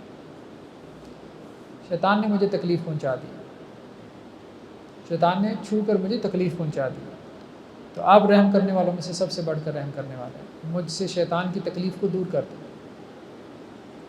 بعض اوقات وہ آپ کو ٹچ کر کے آپ کو تکلیف پہنچاتا ہے نا، اذیت پہنچاتا ہے، تو اس میں یہ دعا بہت عام ہے، اللہ سے یہ دعا مانگیں۔ فَاسْتَجَبْنَا لَهُ فَكَشَفْنَا مَا بِهِ مِنْ ضُرٍّ، تو ہم نے ایوب کی دعا قبول کر لی، اور ہم نے شیطان کا جو حصہ تھا وہ اس سے دور کر دیا، شیطان کی جو تکلیف تھی وہ اس سے دور کر دی۔ شیطان بھی ظاہری بات ہے کہ خود سے تو کچھ بھی نہیں کر سکتا نا، اصل میں تو اللہ الاؤ کرتے ہیں تبھی کچھ ہوتا ہے، کسی کا اپنی مرضی سے تو کچھ نہیں بگاڑ سکتا، یعنی ایک ذریعہ بن جاتا ہے، سبب بن جاتا ہے۔ وَآتَيْنَاهُ أَهْلَهُ وَمِثْلَهُ مَعَهُمْ رَحْمَةً مِّنْ عِندِنَا، اور ہم نے ایوب کو ان کے اہل و عیال بھی واپس لوٹا دیے، اور اتنی ہی ان کے ساتھ اور بھی، یعنی جب انہوں نے صبر کیا تو اللہ تعالیٰ نے اور بیویاں عطا کر دی، یعنی پہلے تو ایک بیوی تھی جو چھوڑ گئی تھی، اب اللہ نے اور اہل و عیال دے دی۔ پہلے تھوڑے بچے تھے جو چھوڑ گئے تھے، اب اللہ نے اس سے کئی گنا واپس لوٹا دی۔ صبر کرنے میں، آزمائش میں اللہ تعالیٰ اور زیادہ دیتے، اور زیادہ لوٹا کر واپس کرتے، پہلے سے زیادہ دے دیتے۔ رحمۃ من عندنا، یہ ہماری طرف سے رحمت تھی، و ذکر للعابدین، اور عبادت کرنے والوں کے لیے کیا ہے؟ نصیحت۔ نیکسٹ آیات کے اندر اللہ سبحانہ و تعالیٰ نے اپنے نیک بندوں کا تذکرہ کیا کہ اس دنیا پر میرے نیک بندے ہی کے ہیں وارث ہوں گے۔ وَلَقَدْ كَتَبْنَا فِي الزَّبُورِ مِن بَعْدِ الذِّكْرِ، اور ہم نے زبور میں لکھ دیا تھا۔ زبور وہ کتاب ہے جو حضرت داؤد علیہ السلام پہ نازل ہوئی، یہ حمد کے ترانے ہیں۔ زبور میں کوئی قانون نہیں ہے، کوئی شریعت نہیں ہے، اللہ کی حمد ہے، حمد و ثنا کی گیت ہے۔ آج بھی آپ اٹھا کے دیکھیں نا، اس کا اردو ترجمہ مل جاتا ہے، انگریزی میں بھی مل جاتی ہے۔ بائبل ہے، بائبل کا حصہ ہے۔ بائبل بیسیکلی 3 کتابوں کا مجموعہ ہے، کلیکشن ہے، تورات، زبور اور انجیل۔ انجیل بھی اس میں 4 قسم کی انجیل ہوتی ہے، کیونکہ انجیل ایک نہیں ہے، مختلف اس کی روایتیں ہیں، کچھ اس میں فرق بھی ہے۔ تو ہم نے زبور میں لکھ دیا تھا من بعد الذکر، نصیحت کے بعد، ان الارض یرثها عبادی الصالحون، کہ زمین کے وارث، حقیقی وارث کون ہے؟ اللہ کے نیک بندے۔ ٹھیک ہے، شرارتی لوگ آئیں گے، فسادی لوگ آئیں گے، فساد برپا کریں گے، لیکن اس کے بعد تباہ و برباد کر دیے جائیں گے، ختم کر دیے جائیں گے، ان کو اٹھا لیا جائے گا۔ اللہ کی زمین ہے، اللہ کی زمین پہ بس جب تک اللہ کی اجازت ہے تو وہ فساد برپا کرنے والے باقی رہ سکتے ہیں، کیونکہ اللہ نے اس دنیا کو دار آزمائش بنایا، تو اللہ تعالیٰ نے ان کو بھی باقی رکھا، اہل شر کو بھی باقی رکھا، تاکہ انسان کے لیے شر کا دروازہ بھی کھلا رہے اور اس کے لیے آپشن کھلی رہے، چاہے تو خیر کی طرف چلا جائے، چاہے تو شر کی طرف چلا جائے۔ لیکن یہ ہے کہ شر والے اور یہ فسادی لوگ جو ہیں، مفسد، یہ زمین میں باقی نہیں رہیں گے، اٹھا لیے جائیں گے۔ تو یہی ہوتا رہا ہمیشہ، اللہ تعالیٰ فسادیوں کو اٹھاتے رہے، پھر اور فسادی آ جاتے تھے، پھر ان کو اٹھا لیتے تھے، پھر اسی طرح سے قیامت تک یہ چل سو چل۔ باقی رہنے والے کون ہیں؟ صالح، نیک لوگ، جو اصل میں زمین کے وارث ہیں۔ ان فی ھذا لبلاغا لقوم عابدین، بے شک اس میں جو ہے وہ ایسی قوم کے لیے جو کہ عبادت کرنے والے ہیں، ان کے لیے میسج کیا ہے کہ اس میسج کو آگے لوگوں تک پہنچا دیں۔ پچھلی قوموں میں بھی دیکھیں نا، کون باقی رہا؟ ایمان والے باقی رہ گئے، اللہ نے ان کو بچا لیا، باقیوں کو عذاب نے آ لیا، عذاب سے وہ ملیہ میٹ کر دیے گئے۔ وما ارسلناک الا رحمۃ للعالمین، اور ہم نے آپ کو تمام جہانوں کے لیے رحمت بنا کے بھیجا۔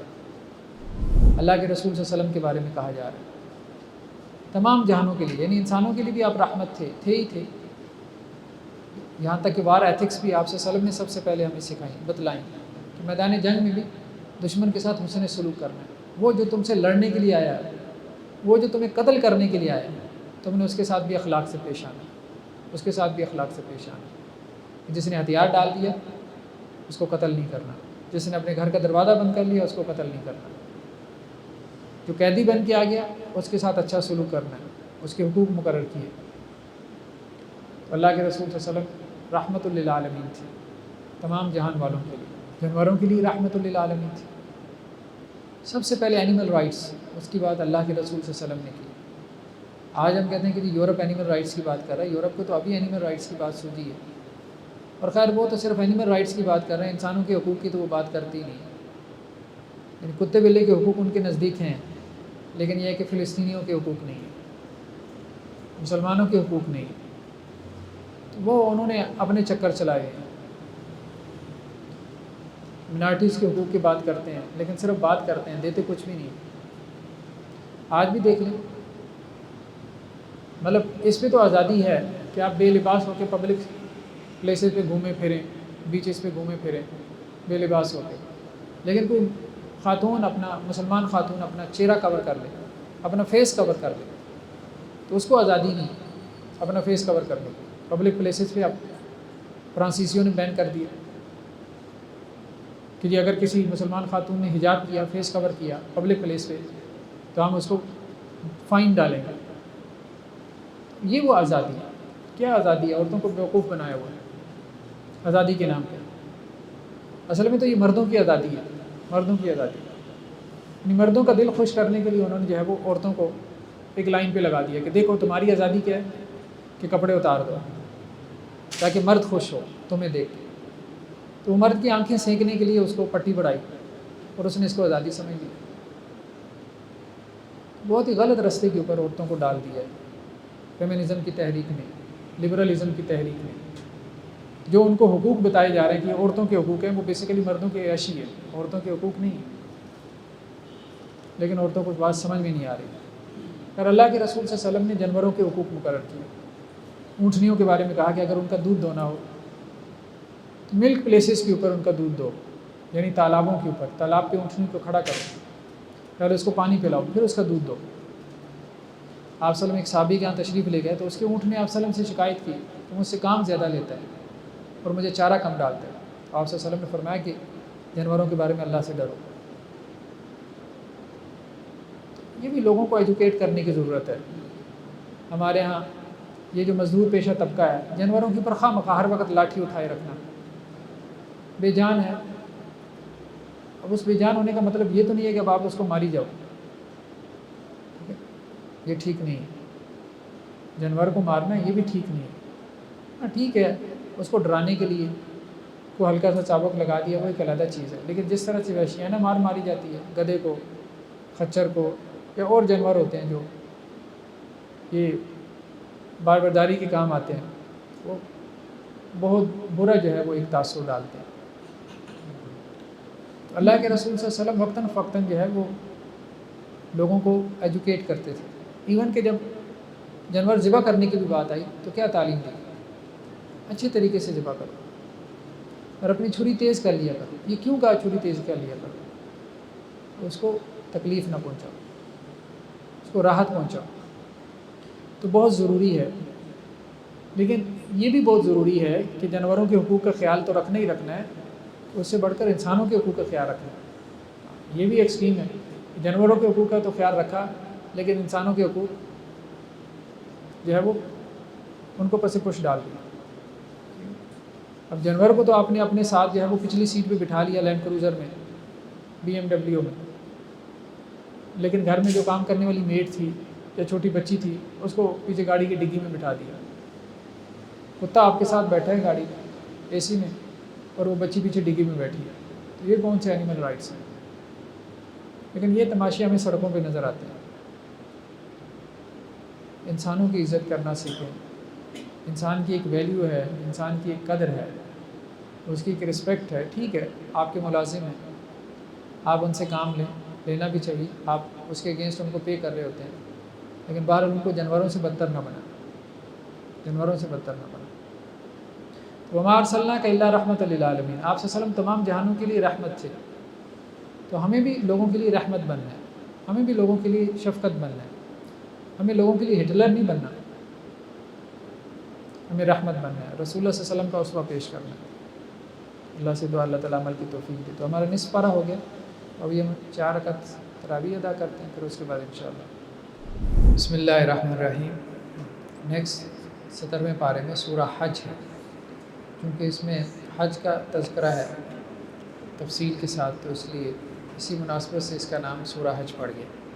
یہ بھی مکی صورت ہے، اور مکی صورتوں کے جو مضامین ہیں، آخرت ہے، رسالت ہے، توحید ہے، تو اس کے مضامین بھی وہی والے مضامین ہیں۔ شروع کی آیات میں ہی قیامت کے دن کی سختیوں کا تذکرہ ہے۔ یا ایھا الناس اتقوا ربکم ان زلزلۃ الساعۃ شیء عظیم، اے لوگو اپنے رب کا تقوی اختیار کرو، اپنے رب سے ڈرو، اپنے رب کی نافرمانی سے بچو، بے شک قیامت کا جو زلزلہ ہے بہت بڑی چیز ہے، بہت بڑی چیز ہے۔ ایک تو یہ ہے نا کہ چھوٹے سے اسکیل پہ کوئی زلزلہ آ جاتا ہے تو بندہ گھر جب لرزنے لگتا ہے تو گھر سے باہر نکل جاتا ہے، کھلے میدان میں چلا جاتا ہے، سڑک پہ آ جاتا ہے، لیکن جب پوری دنیا کے اوپر ہی زلزلہ طاری ہوگا تو پھر انسان کو چھپنے کی جگہ کہاں ملے گی؟ تو یہ بہت ہی زیادہ خوف کی اور دہشت کی ایک کیفیت ہوگی۔ یوم ترونھا تذہل کل مرضعۃ عما ارضعت، اور جس دن تم دیکھو گے کہ ہر دودھ پلانے والی جس کو وہ دودھ پلاتی ہے اس سے غافل ہو جائے گی، یعنی ماں کیسے غافل ہو سکتی ہے اس بچے سے جو اس کے اوپر ڈیپینڈنٹ ہے، یعنی سب سے زیادہ تعلق جو ہے وہ ماں کا اپنے اس بچے سے ہوتا ہے جو مدر فیڈ کے اوپر ہوتا ہے، لیکن اس قدر دہشت اور اس قدر خوف ہوگا، یعنی وہ پوری زمین کو اس طرح سے لرزا دیا جائے گا کہ ماں جو ہے وہ اپنے بچے کو بھول جائے گی۔ وَتَضَعُ كُلُّ ذَاتِ حَمْلٍ حَمْلَهَا وَتَرَى النَّاسَ سُكَارَىٰ وَمَا هُمْ بِسُكَارَىٰ وَلَٰكِنَّ عَذَابَ اللَّهِ شَدِيدٌ، اور ہر جو حاملہ ہے وہ اپنے حمل کو گرا دے گی، یعنی خوف کی وجہ سے اس کا حمل گر جائے گا، اور تم لوگوں کو دیکھو گے کہ وہ نشے کی حالت میں ہیں حالانکہ انہوں نے نشہ نہیں کیا ہوگا، یعنی قیامت کا وہ جو منظر ہوگا اس کا خوف، اس کی دہشت اتنی زیادہ ہوگی کہ لوگوں کے ہوش و حواس اڑ جائیں گے اور ایسے لگے کہ جیسے وہ نشے کی حالت میں۔ وَلَٰكِنَّ عَذَابَ اللَّهِ شَدِيدٌ، لیکن اس دن اللہ کا جو عذاب ہے وہ بہت سخت ہوگا۔ تو قیامت کے دن کی سختیوں کا بیان ہے، اللہ تعالیٰ اس کا تذکرہ اس لیے کرتے ہیں کہ ابھی سے کچھ محنت کر لو، کیونکہ یہ ہمیں قرآن مجید میں بھی ملتا ہے، احادیث میں بھی ملتا ہے کہ اللہ کے نیک بندوں کو یہ ہمیں قرآن میں بھی ملتا ہے، حدیث میں بھی، کہ اللہ کے نیک بندوں کو قیامت کے دن کی سختیوں سے بچا لیا جائے گا، محفوظ کر لیا جائے گا۔ نیکسٹ آیات میں اللہ سبحانہ و تعالیٰ کے ایک انسانی رویے کا تذکرہ کر رہے ہیں، یہ ایک منافقانہ رویہ ہے، قرآن مجید کا ایک بڑا موضوع انسانوں کے رویے بھی ہے، ایٹیچیوڈ بھی ہے۔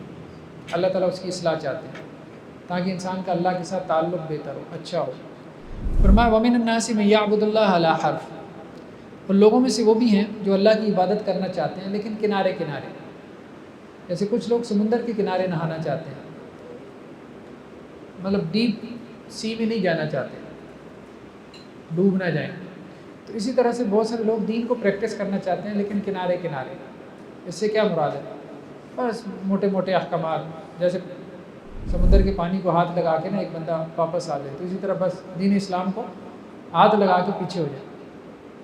جیسے ہمارے ایک اصطلاح بہت معروف ہے اسلامک ٹچ، تو وہ جو صرف ٹچ دینا چاہتے ہیں دین کا، دین کو صحیح معنوں میں پریکٹس نہیں کرنا چاہتے، تو اللہ تعالیٰ اس رویے کا تذکرہ کر رہے ہیں۔ دین کے جو احکامات جن میں مشقت ہے، محنت ہے، جیسے حلال کمانا ہے، حرام سے بچنا ہے، اب یہ مشکل لگتا ہے، کرپشن سے بچنا ہے، رشوت سے بچنا ہے، سود سے بچنا ہے، ٹھیک ہے، شرک سے بچنا ہے، قتل سے بچنا ہے، جھوٹ سے بچنا ہے، فریب کاری سے بچنا ہے، دھوکے سے بچنا ہے، وعدہ خلافی سے بچنا ہے۔ اب یہ چیزیں انسان کو مشکل لگتی ہیں، انسان ان پہ عمل نہیں کر پاتا۔ ہاں چھوٹے چھوٹے احکامات، چلو محرم کے 10 دن منا لیے، ربیع الاول کے 12 دن منا لیے، مجلسیں کر لی، نعت خوانی کی محفل سجا لی، یہ انسان کو آسان لگتا ہے، بس یہ آسان دین ہو، میٹھا میٹھا دین وہ پسند کرتا ہے۔ تو یہ ہے کنارے پہ رہ کے عبادت کرنا۔ اللہ تعالیٰ کو یہ رویہ پسند نہیں۔ اللہ سے تعلق کا اظہار کیا تو آپ گھس جاؤ، سمندر کے اندر گھس جاؤ، اللہ کی اس طرح سے عبادت کرو، بھلے تمہیں رسک لینا پڑے، ڈوبنے کا رسک لینا پڑے تو لے لو، اللہ کی عبادت کر کے دکھاؤ۔ یہ نہیں کہ دور دور سے پانی کو ہاتھ لگا کے واپس آ جاؤ کہ میں نے سوئمنگ کر لی ہے، تو دور دور سے دین کو جو ہے وہ ہاتھ دکھا کے، ہاتھ ہلا کے سائڈ پہ ہو جاؤ کہ ہمارا تو دین کے ساتھ بڑا گہرا تعلق ہے، یا ہم نے دین کو پریکٹس کر لیا۔ اب ان کا دین سے کیا تعلق ہے؟ فَإِنْ أَصَابَهُ خَيْرٌ اطْمَأَنَّ بِهِ، اگر تو کوئی دین سے خیر پہنچ جائے، جیسے اس زمانے میں کیا ہوتا تھا، مال غنیمت مل جاتا تھا تو منافق لوگ خوش ہو جاتے تھے، چلو دین کے بہانے کچھ روپیہ پیسہ تو آیا۔ تو آج بھی کیا ہے؟ آسان دین۔ اب ہمارے یہاں ایک بڑے طبقے نے یہی کام کیا، دین کو کھانے پینے کا ذریعہ بنا لیا۔ اب دین کے نام پہ مجلس کا کیا مطلب ہے؟ بیٹھیں، کھائیں پئیں اور اٹھ جائیں، نشستاً برخاستاً، کھانے پینے کی مجلس ہیں اور کچھ بھی نہیں ہے، کام کچھ بھی نہیں ہے۔ تو اگر تو اس کو کوئی خیر ملے تو وہ اس پہ مطمئن ہو جاتا ہے۔ مطلب ابھی آپ مساجد میں افطاری کا اعلان کریں نا، مسجد والے، کسی بھی مسجد والے، کتنا رش لگ جاتا ہے، کتنا رش لگ جاتا ہے، وہ باہر تک، گلی تک لوگ پہنچ جاتے ہیں۔ نماز پڑھنے کے لیے آنا پڑے تو بہت مشکل ہے، بہت مشکل۔ تو کچھ فائدہ مل رہا ہو تو پھر تو انسان دوڑا آتا ہے، لیکن دین کو پریکٹس کرنا پڑے تو یہ اس کو مشکل لگتا ہے۔ وَإِنْ أَصَابَتْهُ فِتْنَةٌ انقلب عَلَىٰ وَجْهِهِ، اور اگر اس کو کوئی آزمائش دین کی وجہ سے پڑ رہی ہو، کوئی تراویح میں کھڑا ہونا پڑے، ٹانگیں اس کی تھک جائیں، کوئی لمبا سجدہ کرنا پڑے، کوئی قرآن سننا پڑے، تو انقلب عَلَىٰ وَجْهِهِ، لوٹ جاتا ہے، مشکل لگتا ہے اس کو، تو اللہ تعالیٰ اس رویے کو پسند نہیں کرتے۔ حسرت دنیا والآخرہ، یہ دنیا میں بھی نقصان میں ہے، آخرت میں بھی نقصان میں ہے۔ ذالک هو الخسران المبین، اور یہی کھلم کھلا خسارہ ہے۔ کوئی کہ دین میں جو ہے نا، یہ چربی جو چڑھی ہوئی ہے اس کو گھلنے دیں، یہ اسی طرح سے گھلے گی۔ جب بندہ تراویح میں کھڑا ہوگا، نفس آمادہ نہیں ہے، جب نفس آمادہ نہ ہو تو اس وقت بندہ نیکی کرے، تو وہ نیکی جو فائدہ دیتی ہے، وہ نیکی جو آپ کی تربیت کرتی ہے، وہ دوسری نیکی نہیں کرتی۔ تو نفس کو مشقت میں ڈال کے جب ہم نیکی میں ڈالتے ہیں تو یہ بیسیکلی وہ گناہوں کی چربی ہے جو پگھلتی ہے۔ اس کو وہ قرآن کہتا ہے ان ناشئۃ اللیل اشد وطئا واقوم قیلا، کہ رات کا جو جاگنا ہے وہ کیا کرتا ہے؟ نفس کو کچلنے میں اہم کردار ادا کرتا ہے۔ نفس کی تربیت چاہتے ہو تو رات کو کھڑے رہو، قیام اللیل میں کھڑے رہو، نفس آمادہ نہیں ہے۔ ویسے انسان کا معاملہ یہی ہے، ساری رات اس کو بٹھا دیں ٹیلی ویژن کے سامنے، ہمارے بچے کو بٹھا دیں عشاء کے بعد سے صبح تک موویز دیکھتا رہے گا، اسے ٹائم گزرنے کا پتہ نہیں چلے گا، گیم کھیلتا رہے گا 8 گھنٹے، ٹائم گزرنے کا پتہ نہیں چلے گا۔ لیکن کہیں درس قرآن میں بٹھا دیں، 8 منٹ نہیں گزریں گے، 10 منٹ نہیں گزریں گے، اکتا جائے گا۔ ویسے دوستوں کے ساتھ کھڑے ہو کے 2-2 گھنٹے گفتگو کرے گا، پتہ ہی نہیں چلے گا کہ 2 گھنٹے سے کھڑا ہے۔ 3 گھنٹے فٹ بال کھیلتا رہے گا، کرکٹ کھیلتا رہے گا، دوڑے گا، اسے احساس ہی نہیں ہوگا کہ اس کے اوپر کوئی تھکاوٹ طاری ہوئی ہے۔ نماز میں 10 منٹ کھڑا ہو جائے تو اسے لگتا ہے کہ جیسے پہاڑ میرے سر کے اوپر آ رہا ہے، یہ کیا ہے؟ اس کا یہ مطلب ہے اس کے اندر انرجی کم ہے؟ نہیں، اللہ کے ساتھ تعلق ہم نے بہت کمزور کر دیا۔ وہ انرجی تو ساری سپورٹس میں تو وہاں اتنی انرجی ہوتی ہے، دوستوں کے ساتھ گھومنے پھرنے میں تو انرجی ہوتی ہے، ویسے 10 کلومیٹر کا چکر لگائیں دوستوں کے ساتھ، کوئی انرجی ختم ہی نہیں ہوتی، ختم ہونے کا نام ہی نہیں لیتی۔ یہاں 4 منٹ کھڑا ہونا پڑے تو انسان کہتا ہے بس میری جان نکل رہی ہے۔ تو یہ ہے کہ یہ تربیت کرنی ہے ہم نے اپنے نفس کی۔ یہ رمضان کا مہینہ تربیت کا مہینہ ہے، جان نکل رہی ہے تو اس کو نکلنے دیں، نکلے گی نہیں، بس اپنے آپ کو کہنا ہی ہے بھائی نکل رہی ہے تو اچھی بات ہے، اللہ کے راستے میں نکل جائے۔ وَمِنَ النَّاسِ مَن يَعْبُدُ اللَّهَ عَلَىٰ حَرْفٍ، لوگوں میں سے وہ بھی ہے کہ جو اللہ کی عبادت کرنا چاہتا ہے کنارے کنارے، تو اگر اس کو کوئی خیر پہنچتا ہے تو وہ بڑا مطمئن ہے، دین کے نام پہ کوئی بھلائی ملتی رہے، کوئی دنیا ملتی رہے تو بڑا مطمئن ہے، لیکن اگر دین کے نام پہ آزمائش پہنچتی رہے تو پھر اپنے چہرے کے بل جو ہے وہ پھر جاتا ہے، تو یہ دنیا اور آخرت میں ناکام ہے۔ ذَلِكَ هُوَ الْخُسْرَانُ الْمُبِينُ، اور یہی تو واضح خسارہ ہے۔ نیکسٹ آیات میں شرک کی مذمت کا بیان ہے۔ مکی صورت ہے تو مکی صورتوں کا ایک بڑا مضمون شرک کی مذمت بھی ہے۔ فرمایا وَمَن يُشْرِكْ بِاللَّهِ فَكَأَنَّمَا خَرَّ مِنَ السَّمَاءِ، جو اللہ کے ساتھ شرک کرے گا اس کی مثال کیا ہے؟ جو اللہ کے ساتھ کسی کو شریک ٹھہرائے گا اس کی مثال ایسے ہے جیسے آسمان سے گرا۔ اب آسمان سے گرا، زمین پہ نہیں پہنچا، فَتَخْطَفُهُ الطَّيْرُ، رستے میں اس کو پرندوں نے اچک لیا، اٹھا لیا اس کو پرندوں نے، او تہوی بہ الريح، یا ہوا نے اس کو اٹھایا، فی مکان سحیق، اور دور کی کسی وادی میں جا کے پٹخ دیا۔ مشرک جو ہے اس کے کوئی آپ کہیں کہ پاؤں نہیں ہوتے زمین کے اوپر، اس کے پاؤں نہیں ہوتے، یعنی اس کے پاس کوئی دلیل نہیں ہوتی اپنے نقطہ نظر کو جسٹیفائی کرنے کے لیے، اپنے بلیف کو، اپنے عقیدے کو جو ہے وہ جسٹیفائی کرنے کے لیے۔ تو شرک کی مذمت کا بیان ہے، اللہ تعالیٰ نے اس کی کمزوری کا بیان کیا، خاص طور پہ اس کی دلیل کی کمزوری کا بیان کیا کہ مشرک دلیل کے اعتبار سے کس قدر کمزور ہے، کہ ہوا کے دوش کے اوپر ہے، کہ حالات اسے جہاں مرضی اٹھا کے پھینکے۔ نیکسٹ آیات میں قتال کی، یعنی اللہ کے راستے میں جو جنگ ہے، جو جہاد ہے، اس کی علت کو، وجہ کو، کاز کو بیان کیا گیا۔ کیا وجہ ہے کہ اللہ تعالیٰ نے جنگ کی اجازت دی؟ اذن للذین یقاتلون بانہم ظلموا، اللہ نے قتال کی اجازت اس لیے دی کہ ان پہ ظلم ہوا ہے، ان پہ ظلم ہوا ہے، یہ مظلوم ہے۔ مکہ میں 13 سال ظلم سہا نا، صحابہ نے سہا، صحابہ کرام کو ان کے گھروں سے نکال دیا گیا، ہجرت پہ مجبور کیا گیا، اللہ کے رسول صلی اللہ علیہ وسلم کو قتل کرنے کی سازش کی گئی، آپ صلی اللہ علیہ وسلم کو مکہ سے نکال دیا گیا، آپ کے آبائی گاؤں سے نکالا گیا، جن لوگوں کو ان کے گھروں سے نکالا گیا، جن لوگوں کو ان کے علاقوں سے نکالا گیا، جن لوگوں کو صرف ایمان لانے کی وجہ سے تشدد کا نشانہ بنایا گیا کہ تم اپنی مرضی کا کوئی دین اختیار نہیں کر سکتے، تو انہیں کیوں نہیں اجازت دی جائے گی کہ وہ ظالموں سے جنگ کریں؟ کیوں نہیں اجازت دی جائے گی؟ آج ہمارے ہاں ویسٹ نے کیا کیا کہ جہاد کو بدنام کر دیا، حالانکہ ان سب نے جو آرمیز بنا رکھی ہیں، امریکہ نے جو آرمی بنا رکھی ہے وہ کیا کر رہی ہے؟ جہاد ہی تو کر رہی ہے۔ امریکہ جو رشیا کے ساتھ کر رہا ہے جہاد ہی تو کر رہا ہے، اور کیا کر رہا ہے؟ اسی کو جہاد کہتے ہیں۔ جہاد کسے کہتے ہیں؟ جہاد جنگ کو کہتے ہیں، وار کو کہتے ہیں۔ اور جہاد کیا چیز ہے؟ جہاد کوئی نماز پڑھنے کا نام ہے؟ تو جنگ تو ساری کر رہے ہیں۔ رشیا امریکہ کے ساتھ جہاد کر رہا ہے، امریکہ رشیا کے ساتھ جہاد کر رہا ہے، چائنا امریکہ کے ساتھ جہاد کر رہا ہے، امریکہ چائنا کے ساتھ جہاد کر رہا ہے۔ تو جہاد تو اصل میں تم لوگ کر رہے ہو، ہم تو بیچارے خاموش بیٹھے ہیں، ایک دفاعی جنگ لڑ رہے ہیں۔ اصل جہادی لوگ تو تم ہو، جہادسٹ تو تم ہو، تو ویسٹ کے لوگ ہیں۔ اپنی آئیڈیالوجی کو کیا چاہتے ہیں کہ دنیا کے اوپر ہماری آئیڈیالوجی چھا جائے، کیپٹلزم، ہمارا نظام، سسٹم، ڈیموکریسی۔ یہ جاہل اجڑ گنوار لوگ ہیں، یہ سب کانٹیننٹ کے لوگ، یہ ساؤتھ ایشیا کے لوگ۔ ہمارا جو نقطہ نظر ہے، ہمارا جو سسٹم ہے، کیپٹلزم، ڈیموکریسی، ان کو اس کو اختیار کرنا چاہیے۔ ہم ان کو آزاد کروانا چاہتے ہیں، جنگی آزادی دینا چاہتے ہیں، اپنا غلام بنا کے ہمیں آزاد کرنا چاہتے ہیں۔ معلوم نہیں کس سے آزاد کرنا چاہتے ہیں۔ تو یہ ہے کہ خوشنما نعرے اور کچھ بھی نہیں،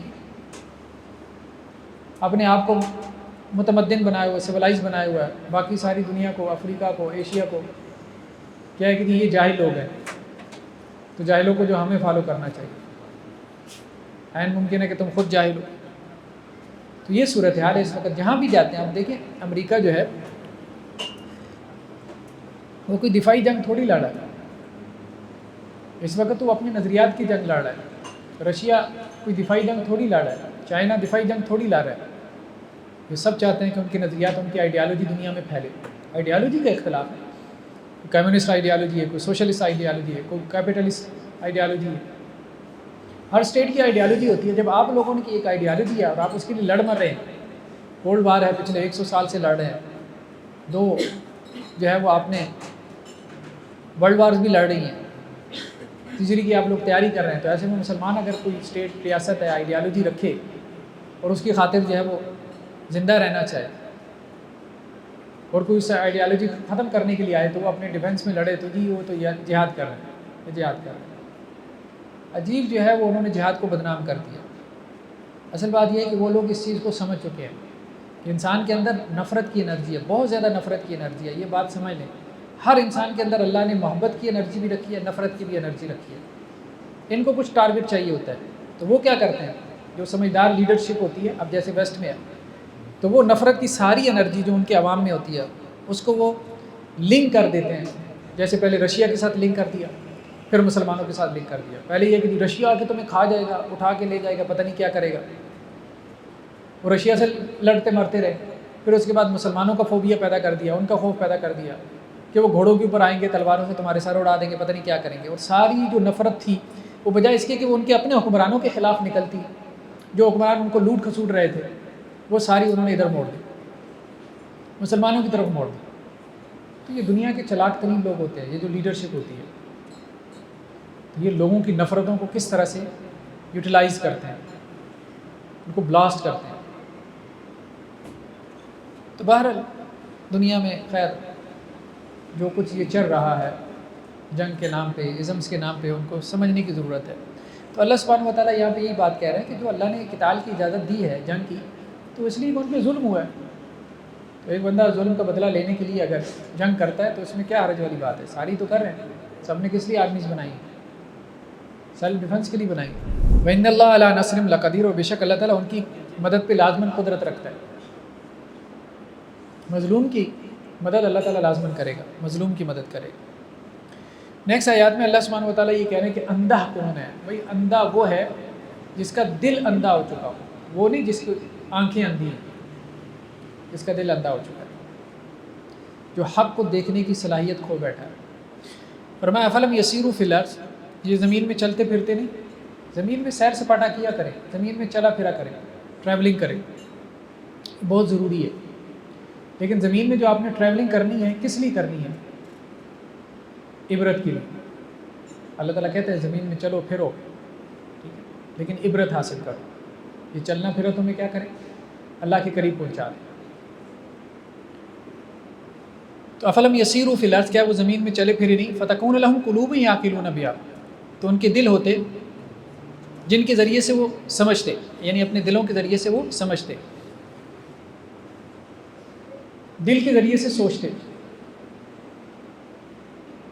تو قرآن سوچنے سمجھنے کی صلاحیت کی نسبت دل کی طرف کرتا ہے. دماغ کا سوچنا اور سوچنا ہے، اصل سوچنا دل کا سوچنا ہے. جب دل سوچنے پہ آمادہ ہوتا ہے تو پھر انسان حق کی طرف آتا ہے، پھر انسان کی اصلاح ہوتی ہے. تو ایسا کیوں نہ ہوا کہ ان کے پاس ایسے دل ہوتے جو چیزوں کو سوچتے، غور و فکر کرتے، یا ان کے پاس ایسے کان ہوتے جن کے ذریعے وہ سنتے. سن تو وہ رہے ہیں لیکن سن تو جانور بھی رہا. وہاں سننا تو کچھ بھی نہیں، وہ تو جانور کا سننا بھی ہے. جانور بعض اوقات انسان سے زیادہ سن لیتا ہے.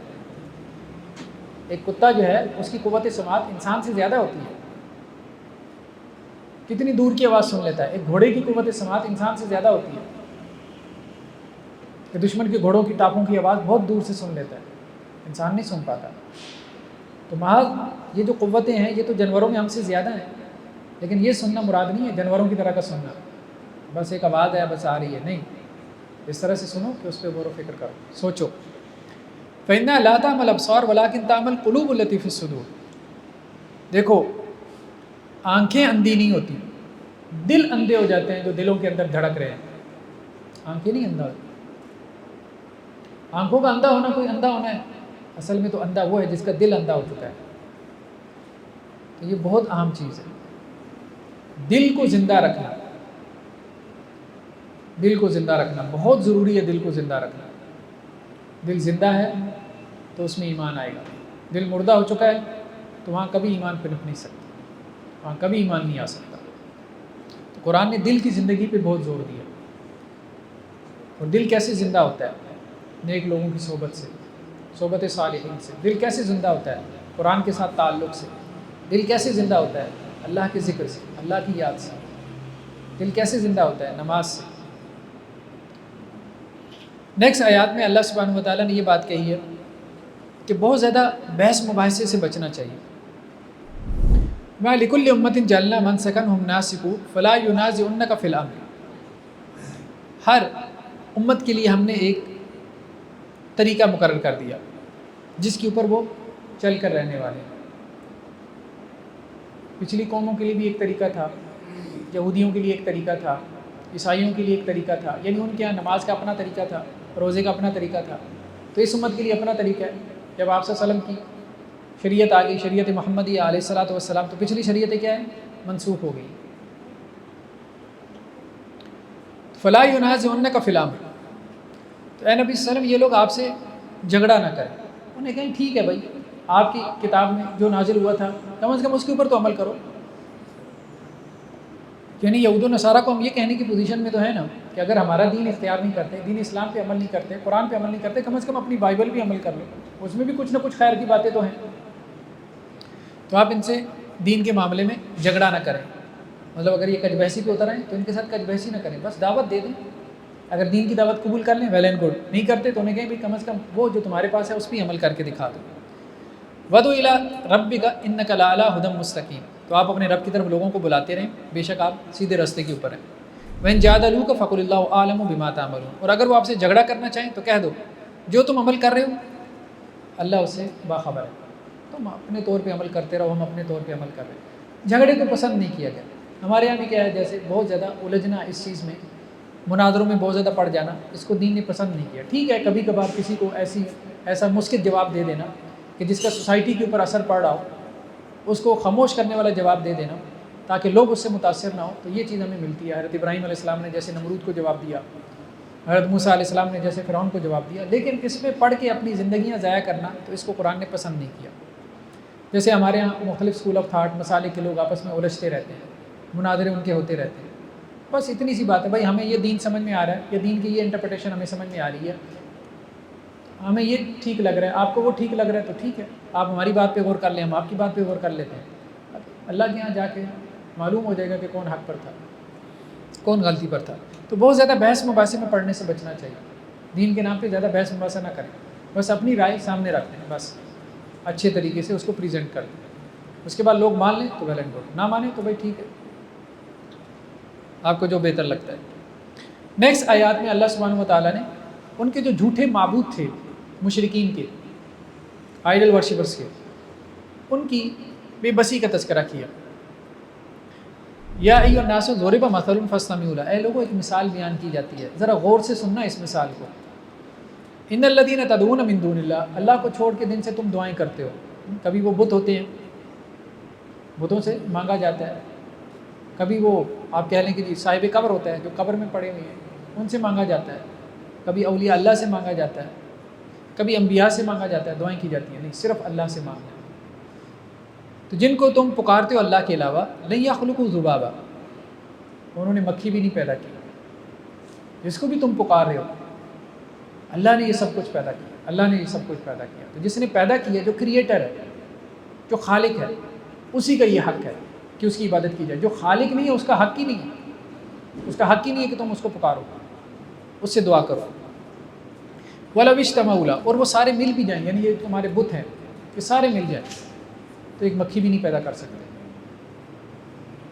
اسی طرح سے اگر تمام اولیاء اللہ کی بھی اگر ہم بات کر لیں، دیکھیں انہوں نے تو اولیاء اللہ نے تو یہ بات نہیں کی، نہ کسی نبی نے بات کہی ہے کہ مجھے پکارو اللہ کو چھوڑ کے. ظاہری بات ہے نبی بھی اور اللہ کے ولی بھی ساری زندگی یہی درس دیتے رہے کہ اللہ کو پکارو.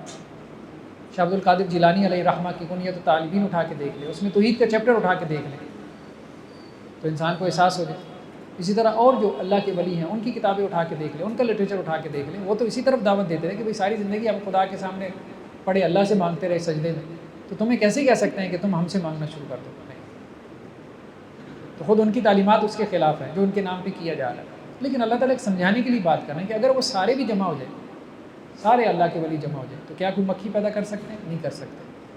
گویا وہ کریٹر نہیں ہے۔ جب وہ ایک مکھی کے کریٹر نہیں ہے، خالق نہیں ہے، تو کس بنیاد پہ تم ان کو پکار رہے ہو؟ کس بنیاد پہ پکار رہے ہو؟ پکارنے کا حق، دعا کا حق، کہ جس کو تم پکارو، جس کے سامنے تم آہوزاری کرو، جس کے سامنے تم اپنی حاجتیں اور اپنی مشکلیں پیش کرو، وہ وہی ذات ہونی چاہیے جو خالق ہے۔ باقی دیکھیں جو ما تحت الاسباب ہوتا ہے، اسباب کے تحت ایک دوسرے کو، اس کو پکارنا نہیں کہتے، اس کو دعا نہیں کہتے۔ میں نے آپ کو کہہ دیا کہ پانی کا گلاس دے دے، اس کو کوئی دعا تھوڑی کہتا ہے۔ اب یہاں سے دلیلیں پکڑنا شروع ہو جاتی ہیں، ٹھیک ہے؟ آپ کسی کو یہ بھی تو کہتے ہو کہ بھائی مجھے یہ چیز پکڑا دو، تو اس کو بھی تو آپ پکارے ہو۔ بھائی اس کو قرآن نے دعا نہیں کہا، دعا اس کو نہیں کہتے، نہیں قرآن نے اس کو دعا کہا ہے۔ یہ اسباب کے تحت جو ایک دوسرے سے مدد لینا ہے، تعاون ہے، اس کو تعاون کہہ سکتے ہیں، اس کو مدد لینا، اس میں کوئی حرج والی بات نہیں ہے۔ وہ بات ہو رہی ہے ما فوق الاسباب، اسباب سے ہٹ کے جب آپ بات کرتے ہیں تو وہ صرف اور صرف اللہ کو پکارنا ہے، اس کو قرآن نے دعا کہا۔ تو دعا کو پہلے ڈیفائن کرو کہ دعا کیا ہے۔ دعا تو ہوتی ما فوق الاسباب ہے، ما تحت الاسباب تو دعا نہیں ہوتی، ما تحت الاسباب تو تعاون ہے کہ آپ ایک دوسرے سے تعاون کرو، وتعاونوا علی البر والتقوی ولا تعاونوا علی الاثم والعدوان۔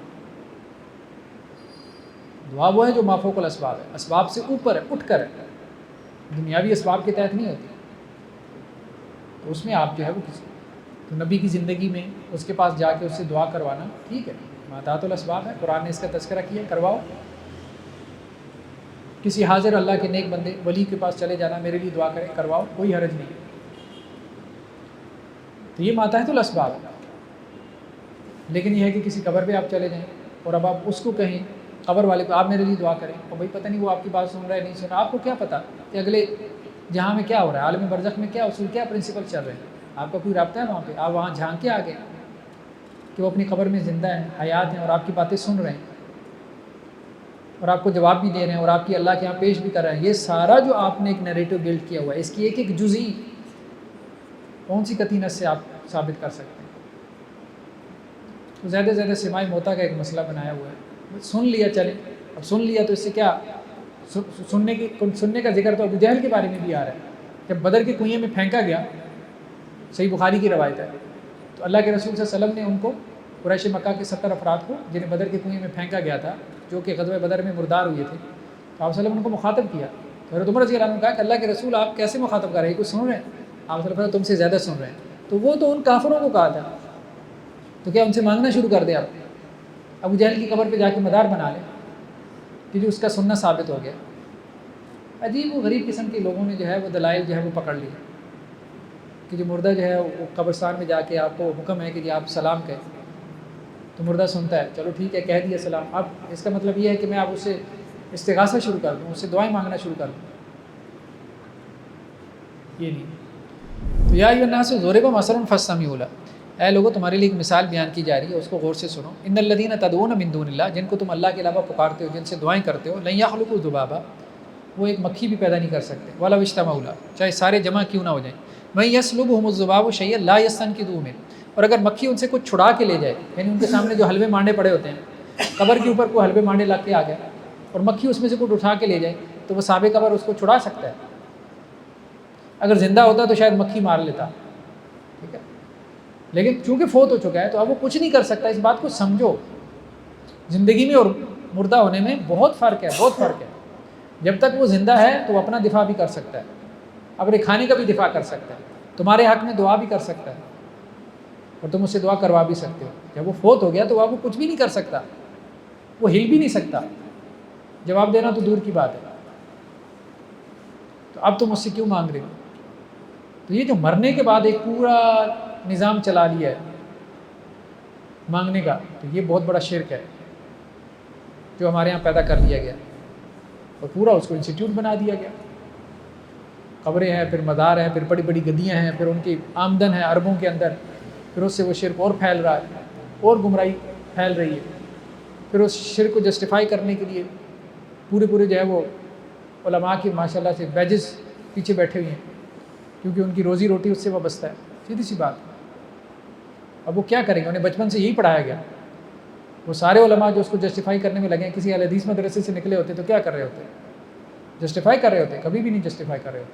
بس اتفاق سے وہ ایک خاص مکتب فکر کے مدرسے میں چلے گئے, وہاں ان کو وہی پڑھایا گیا تو ان کا ذہن وہی بن گیا اور انہیں لگا کہ دین یہی ہے. تو بھائی چانس آپ اس مدرسے میں چلے گئے نا اور آپ وہ بن کے نکل آئے. شعور کے ساتھ تو قرآن کو پڑھا ہی نہیں ہے, انبائسڈ ہو کے تو قرآن کو پڑھا ہی نہیں ہے.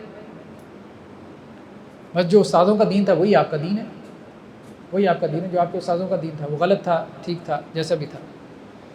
ضعف الطالب والمطلوب, تو جو طلب کرنے والا ہے اور جس کو طلب کیا جا رہا ہے, دونوں کتنے کمزور ہیں, کتنے کمزور ہیں. اللہ کو پکارو تو بہت طاقتور ہے, بہت طاقت والا ہے, اس کے سامنے جھک جاؤ. جس کے سامنے جھک رہے ہو وہ بت ہے یا قبر ہے, کتنا کمزور ہے وہ بھی کمزور ہے اور تم بھی کمزور ہو جو کمزور کے سامنے جھک رہے ہو. کمزور تمہیں کیا دے گا سوائے کمزوری کے؟ طاقتور کے سامنے جھکو, قوت والے کے سامنے جھکو. قوت والا ہے, جو عرش والا ہے, جو عزیز ہے, جو قوی ہے, جو متین ہے, جو اس کی صفات ہیں. یہ بتوں کی صفات نہیں ہے. جو جبار ہے, جو قہار ہے, جو عزیز ذو انتقام ہے, اس کے آگے جھکو. یہ اس کے صفاتی نام ہے. یہ جو قبروں میں ہیں ان کے صفاتی نام نہیں ہیں جو ان کے سامنے تم جھک رہے ہو. تو رزاق اللہ کے صفاتی نام ہے, مالک وہ ہے, خالق وہ ہے. انسانوں کے یہ صفاتی نام کہاں سے آ گئے جو تم ان سے ان سے رزق مانگنا شروع ہو گئے, اپنے کام جو ہے ان کے سپرد کرنا شروع ہو گئے. تو یہ اس کو جو ہے وہ دیکھنے کی ضرورت ہے. چلیں جی, آج کے لیے اتنا کافی ہے. پھر جی بتائیں جی, آج کیا سیکھا آپ لوگوں نے؟ کون بتائے گا جی؟ چلیں جی. جی جو بات ہم نہیں جانتے وہ بات علم رکھنے والوں سے پوچھنی چاہیے. ہاں ماشاء اللہ, جو بات ہم نہیں جانتے تو وہ علم والوں سے پوچھ لینی چاہیے. ٹھیک ہے, تو اب ان کے پاس بھی تھوڑا بہت علم آ گئے ہیں. ہاں, یہ ہمارے جو چھوٹو صاحب ہیں نا, ان کے پاس بھی علم آ گیا. حضرت ابراہیم علیہ السلام نے ان کے بتوں کو پاس کیا تو کافر لوگ ملے سے آئے تو پریشان ہو گئے. کہنے لگے کہ بھائی انہیں سے پوچھو.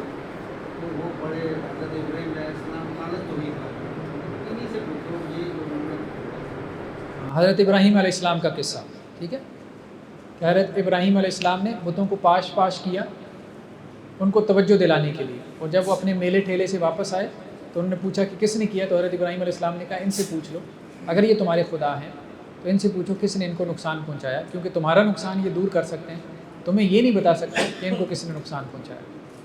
جی عروہ بتائے گا ماشاء اللہ. چلو بتاؤ شاباش. آج میں نے سیکھا کہ شرک کے لیے کوئی دلیل نہیں. ہاں, شرک کے لیے کوئی دلیل نہیں ہے. یہ ماشاء اللہ میرا بیٹا ہے جی, حفظ کر رہا ہے. چلیں جی. اندھا وہ ہے جس کا دل اندھا ہے. اندھا وہ ہے جس کا دل اندھا ہے. آنکھوں کا اندھا کوئی اندھا نہیں ہے, اندھا وہ ہے جس کا دل اندھا ہے. جی ہمیں رفاع عامہ کو, خدمت خلق کو, ویلفیئر کا جو کام ہے ہمیں اس کو پریکٹس کرنا ہے, اس کو اپنا شعار بنانا ہے. جی جہاد اور قتال بھی اللہ کا حکم ہے, ایسا اور احکام کی طرح ہاں, قتال بھی اللہ کا حکم ہے. جہاد اور قتال بھی اللہ کا حکم ہے, جس طرح عبادت کرنا, دعوت تبلیغ کا کام کرنا اللہ کا حکم ہے. اور جہاد اور قتال کی علت یہ نہیں ہے کہ اللہ نے یہ نہیں کہا کہ کافر کو مار دو. اللہ نے کہا جس نے ظلم کیا ظلم کا بدلہ لو, بس ظالم سے ظلم کا بدلہ لو, بس یہ جہاد کا کانسیپٹ ہے. جی یہ آیت نمبر 34 اللہ تعالیٰ نے فرمایا ہم نے آپ سے پہلے بھی کسی کو اپنی زندگی نہیں دی, تو اگر آپ کے پاس آ جائیں تو کیا یہ پیشہ دیتا ہے؟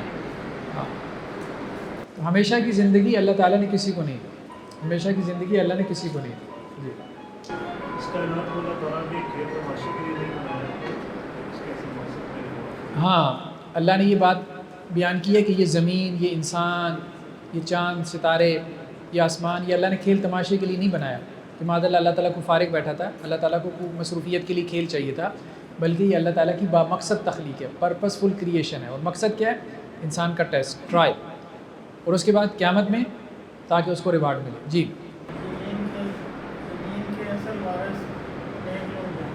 زمین کے اصل وارث وہ نیک لوگ ہوں گے. جو جھاڑ جھنکار ہے وہ ختم ہو جاتا ہے. یہ جو خبیث لوگ ہیں, خبیث روحیں آتی ہیں, ٹھیک ہے, خباثت برپا کرتی ہیں, کچھ فساد پھیلاتی ہیں, ختم ہو جاتی ہیں. اللہ تعالیٰ ان کو مٹا دیتا ہے. باقی کون رہ جاتا ہے؟ نیک لوگ, صالح لوگ. اور ان کا عمل.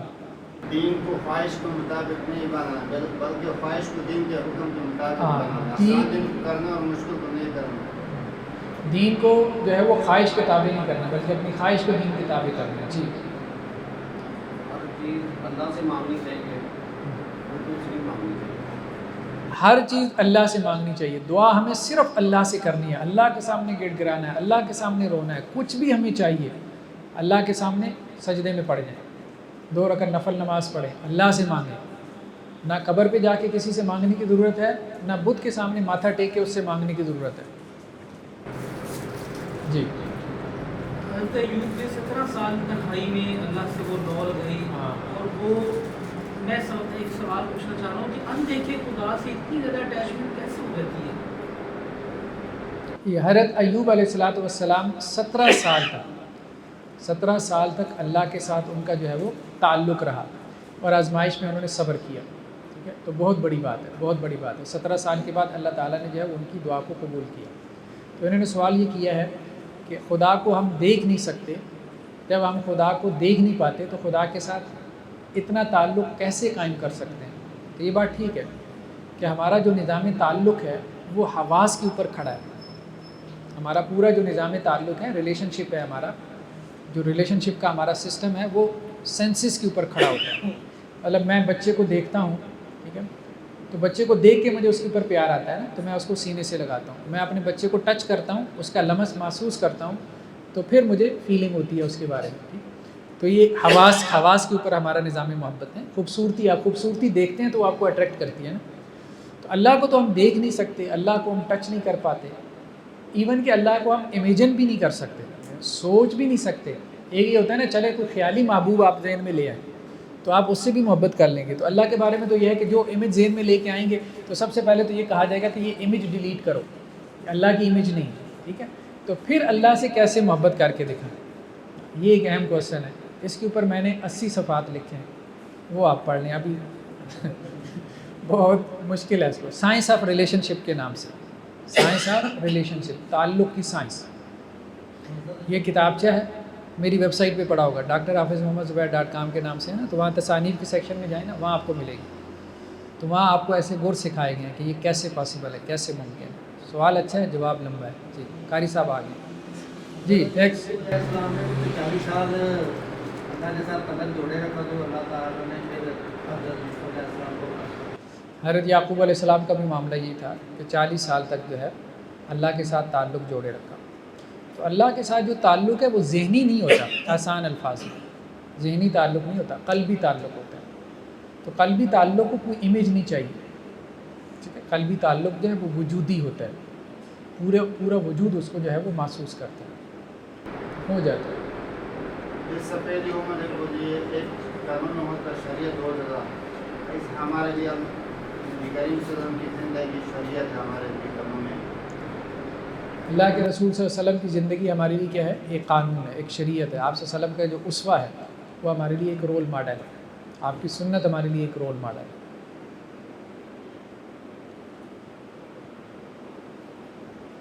آگے ہیں قاری صاحب, آگے ہیں قاری, ابھی نہیں آئے.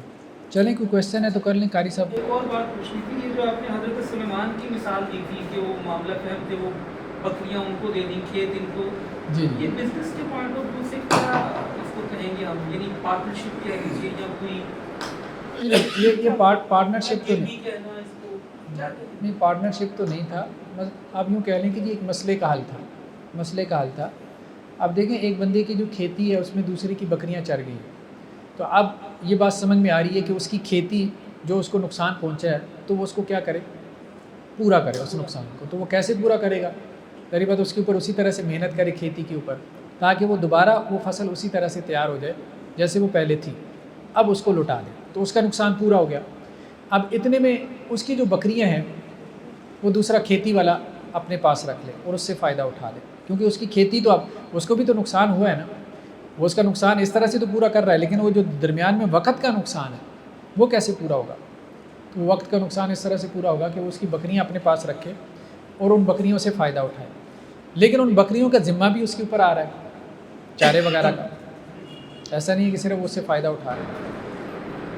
ایک بندے کی 99 बकरियां थी, एक ही थी, वो एक उससे भी मांग रहा था, ये क्या मतलब, इसको शरीयत ने कैसे कहा?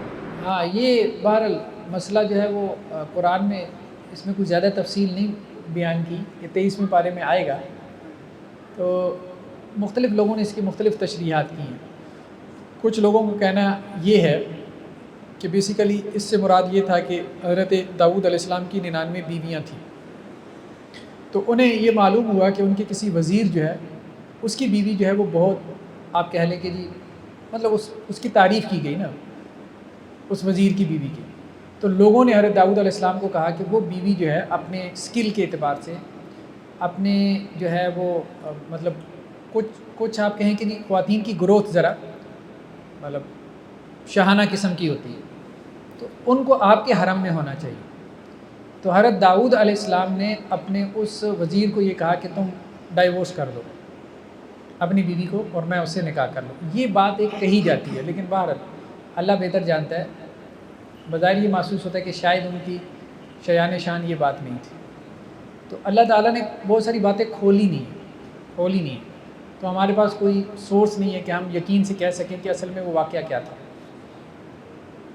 लेकिन कुछ लोगों ने ऐसे उसको इस तरह से इंटरप्रेट कर दिया, लेकिन ये इंटरप्रिटेशन कोई दिल को लगती नहीं।